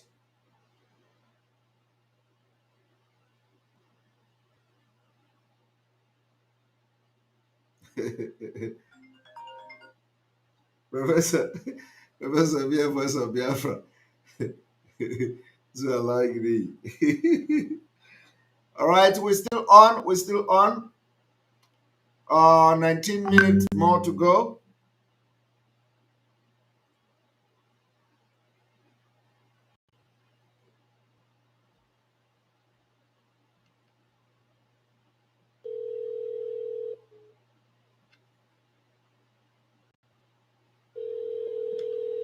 All right, those that have been calling and welcome to the program. Hello? Hello. What is your question? We are welcome. How are you doing? I'm doing very fine. Thank you. I'm doing very fantabulous. Yes. I know. You're doing great. The Africans are so proud of you. God bless you. Bless you too. Go ahead. Yes. Thank you. Yes. My question is, I know you addressed, because I watched the program afterwards last night. So I heard where you told one that there will be simultaneous progressive industrialization situations that will happen when Biafra comes. Yes. My question is close to what this our brother just asked, but the difference is things like the road, things like construction, because there's going to be a lot of construction work. Are there going to be compulsory education and ethics for safety of our people when Biafra comes? Because it is very essential that people get some form of training suitable for the purpose of their job. And I know that we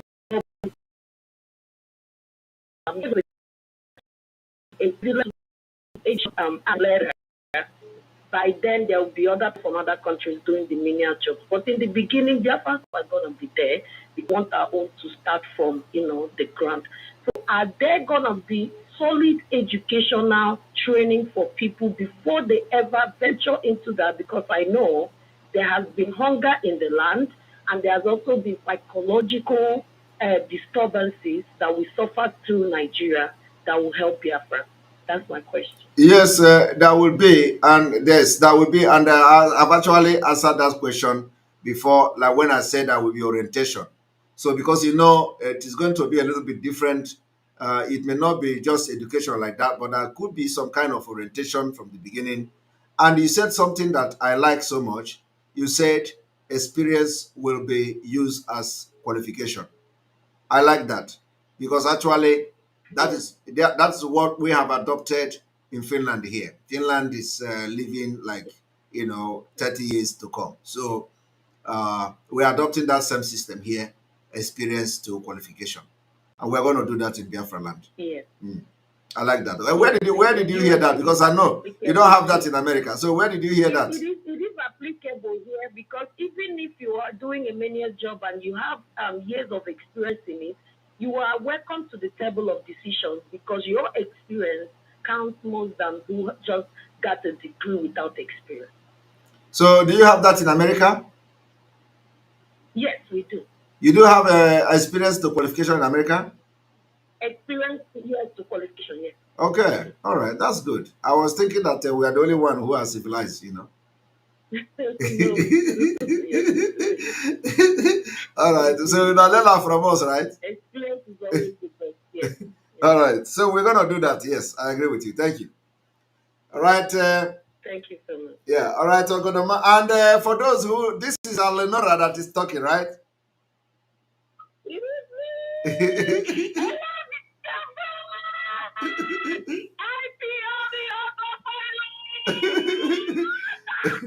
Alenora is talking, yeah. All right.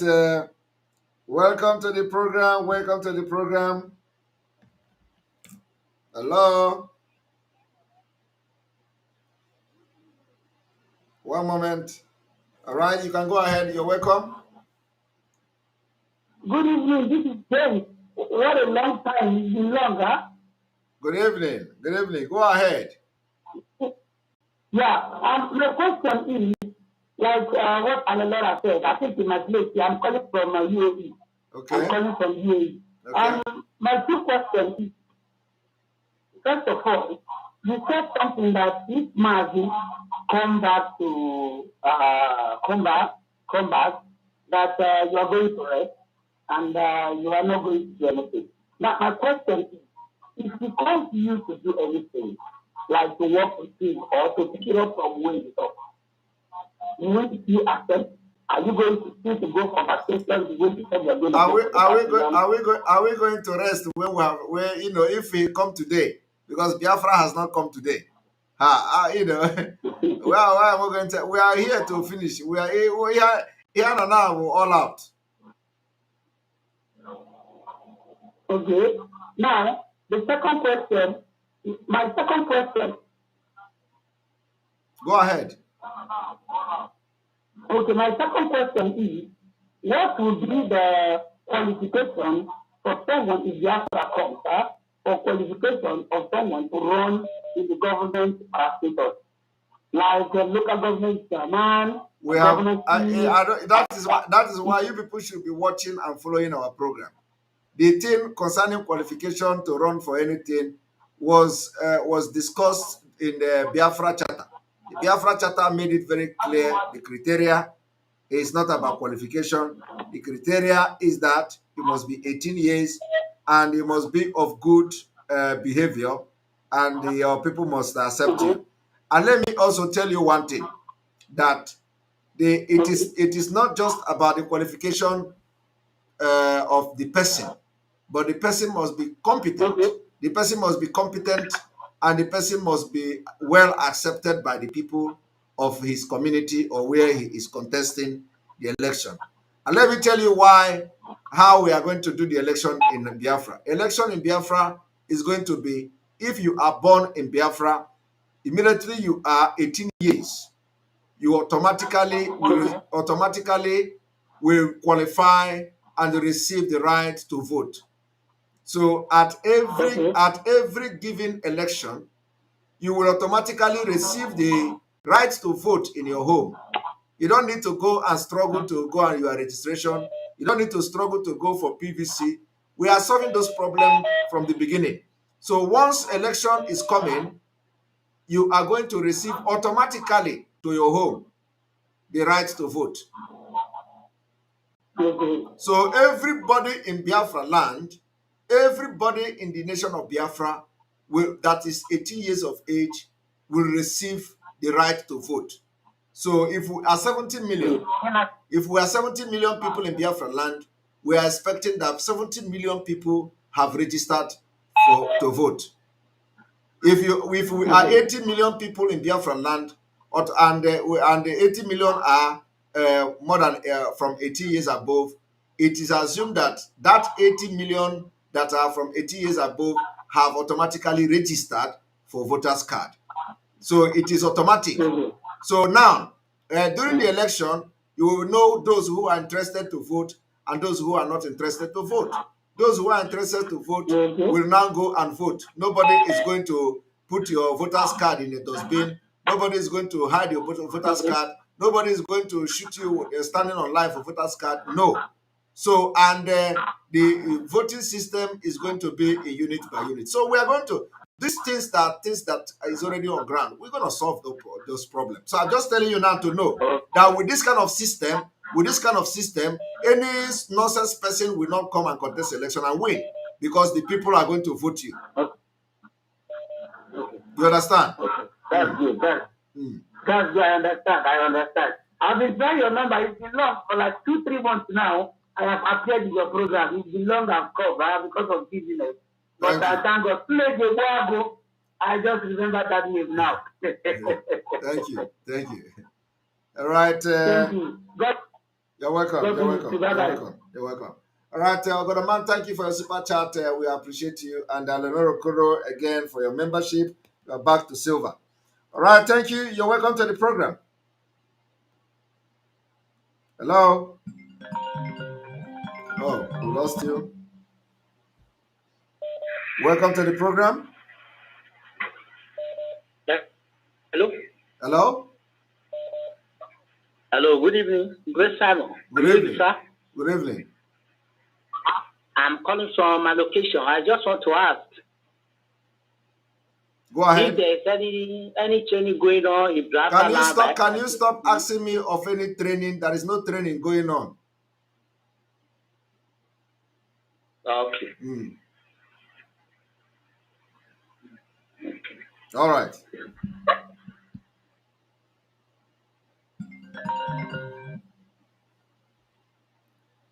Welcome to the program. Thank God. Hi, Simon. Good evening. Good evening from here. Okay, Simon, please, this question I wanted to ask now. It has been a long time that I didn't get to you. Now you are here. It's your personal question. Let me move from here. If you have right to answer or right not to answer, okay? Go ahead. A private. Okay, let me ask you, Simon. Have you built a house for you before you joined Biafra struggle, or you use Biafra struggle give you money to build a house? Please, you should either you answer or you don't want to answer. That's okay. What has building house got to do with Biafra struggle? I don't have control over Biafra money, so it is not. Okay. It is irrelevant question. All right, all right, but there's a reason why. What I heard, that's why I asked you. That's fine. Any other question? Okay, I hope they heard you. They have heard you. Any other question? No other question, Simon. Thank you. Thank you. All right, welcome to the program.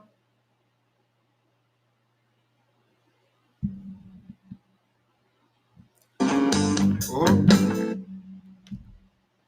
All right. All right. Here we go. The line is still on. We have 7 minutes more to go. You're welcome to the program. Go ahead with your questions straight. Good morning. Good morning from here. Yes.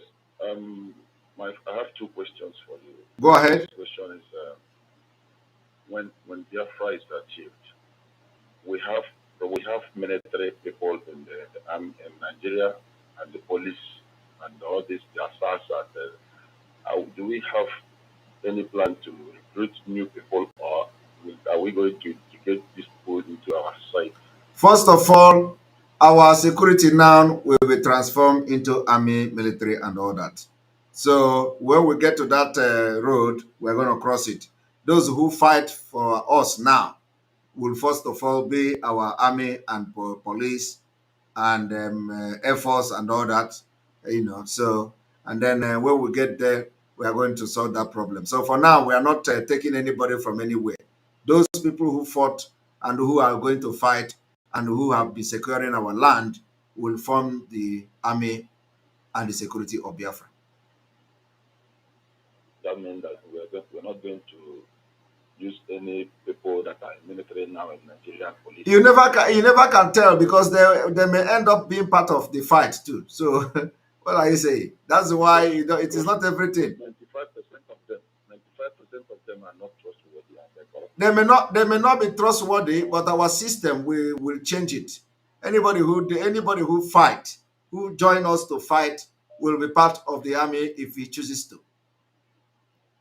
Okay. My second question is, this is like a suggestion. Last time you sent some messages across to people who want to open autopilot in different parts of the world. Not open autopilot, WhatsApp group. Okay, WhatsApp group. Yes. Somebody was complaining that day on the comment section that you did not address it. Maybe you didn't see the comment. So what is the question? Somebody was complaining that he called India to be part of the WhatsApp group, but they were demanding money from him. So I'm asking, please, do you have any control over this WhatsApp group so that none of them will be like the old? Nobody. I will make it very clear now. Somebody say he called India and they are demanding money. So India people, if you demand money from anybody, we need a clarification. And please, let that person contact us. The person that claimed that somebody from India demanded money from him, let that person contact us. Do you have contact of the person?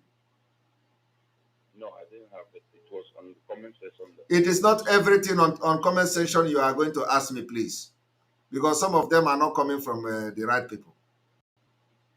No, please, what I want you to do, if it's advisable, is for you to make it clear that nobody should ask anybody to collect money on behalf of autopilot or for the EFN. That the money should be transferred. Anybody who wants to make any contribution should. But we have been saying it every day that nobody should contribute money for anybody.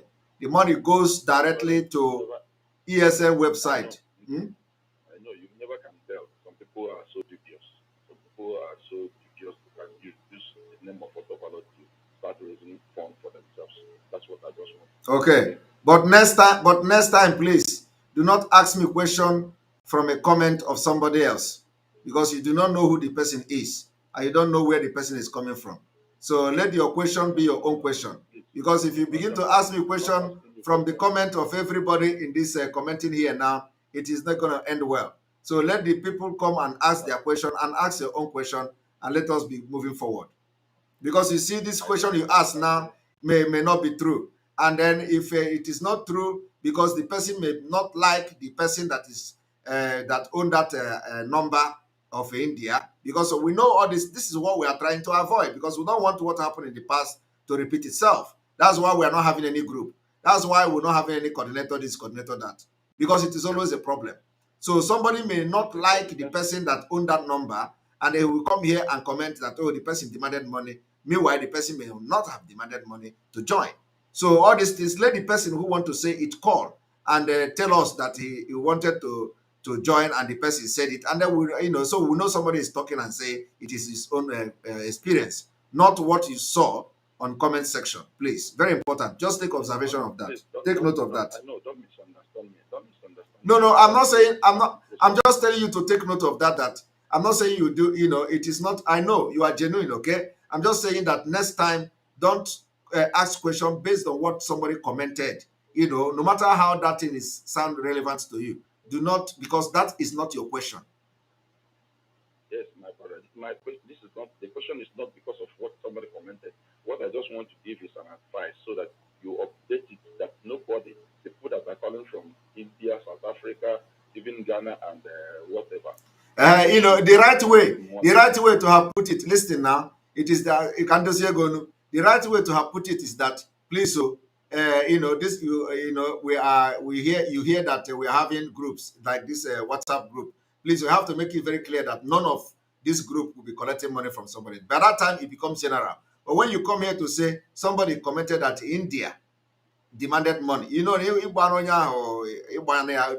the person didn't do that, you have blackmailed the person, or that particular comment has blackmailed the person somehow, because you can never tell whether the thing is true or not.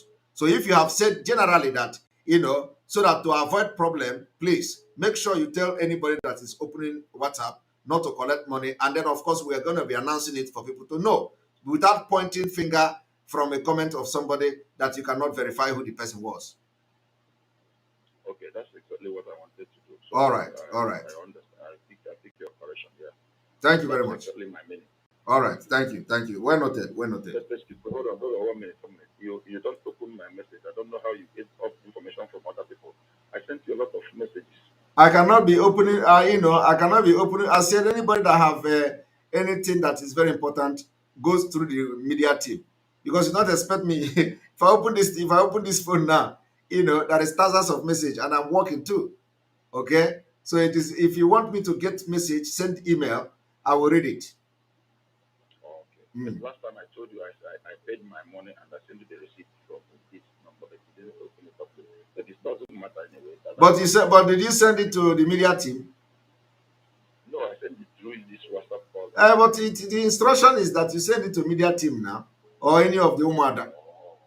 Okay. Thank you so much. All right. Thank you. Remember. All right, you're welcome to the program. We lost him. You're welcome to the program. Nke ọnụ gị na-adapụta today. What is going on? Udo adịkwa. mgbe ji gbuo gị idigoro oke mana enwere ego ngosi na nji ọrụ ma ihe ọwa efe m butu ka iyi ba ọmazi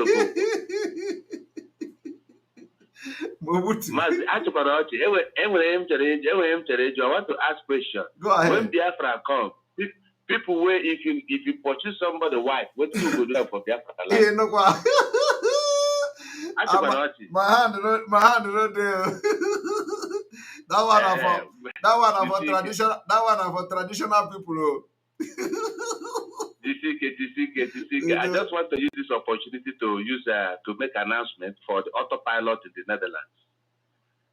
We are meeting for the first time tomorrow on the Telegram. They should contact the same number. Contact me, Mazo Okonkwo, on +316343725512. Those who knows my number.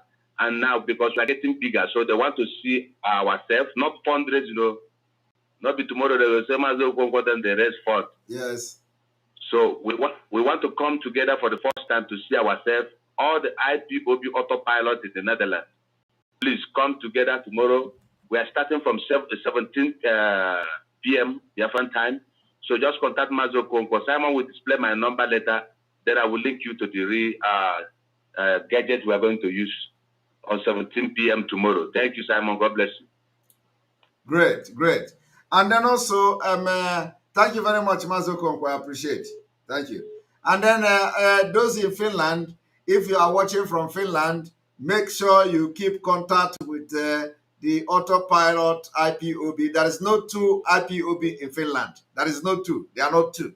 There is always one IPOB autopilot in Finland, and headed by Ifeanyi and Co.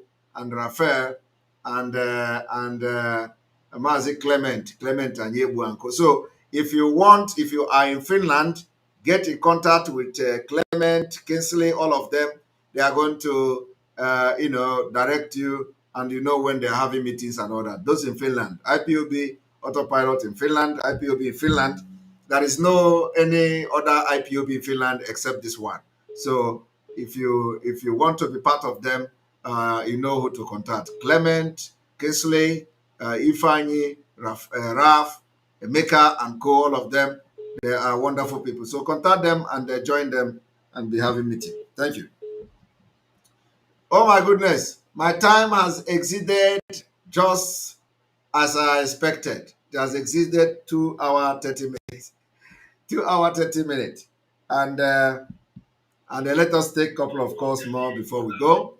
Welcome to the program. Hello, Mr. Good evening, sir. Good evening. You're welcome. What do you know? My brother, please, first of all, I appreciate your good work. Because I have a question. Go ahead. And this question, I have already asked this question. It's just also like a suggestion. I believe that before, last time you came, you say you have asked this question and I have not answered it. Is it you or somebody else? No, not me. Okay, go ahead. Go ahead. Yeah, my question is, and also like a suggestion. Okay. Concerning this awareness about our leader. Like one time, you also addressed it on your program. You even promised us that you will do something about it. Because this suggestion is about how to do more awareness. If it's to pay money to CNN or BBC, all these international news agencies, so that they will report the case of our leader, at least, even if it's 2 times a month. And you promise us that I'm better. I promise you. That time was. Can you hear me? That time was when I was being distracted. So, and you don't expect me to. Of course. Everything was happening at the same time, and so we are looking into it. But let me tell you, they are going to report us. Once they report about us, they are already reporting about our leader. So you can never talk about the Biafra now without talking about Mazi Nnamdi Kanu. So it is always like that. So I want you people to understand that we are going to force them to talk about us in a few weeks' time. In a few weeks' time. When they talk about Biafra, When they talk about the activities of the Biafra liberation, they are going to talk about that our leader is incarcerated and kidnapped from Kenya. So it is going to come. Okay. It is going to come. No problem. Yes. But I'm also even suggesting if it is possible. Like now, I am in Italy. Maybe people here in Italy, we can contribute money and pay them, even pay the media. Contribute. But you know, the write-up is. It is everything is not about everything is not about money. Okay, everything is not about money. Where the money is needed now is for ESN. When you are giving money to support ESN, you are at the same time funding the awareness. Okay. Let us channel, apart from the voice of Biafra and all that, everything we are doing now is to channel it to our ESN. Very important. That must be funded. Of course. So anybody that have any idea how to raise the fund, let it, yes, whatever idea you have to raise the fund, let the fund be to ESN.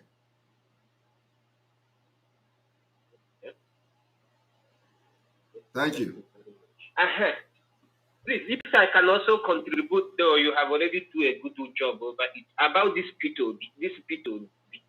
Everybody, every Biafra should know that P2B is here to destroy us. We have to go to the history of P2B from the beginning when he became the governor of Anambra State. He disappointed Ojukwu. He never have our interest. We know all those things. We are addressing questions. We are addressing questions today, please. We know all those things, and we have been saying it. All right. Thank you very much. Thank you. All right, Ama Uche, thank you very much for welcome to the membership of this our program. Thank you very much for joining the membership. Ama Hello, Uche. good evening, Simon. Good evening. I'm calling from the zoo. Good evening, welcome. Don't need to say your name. Go ahead with your question.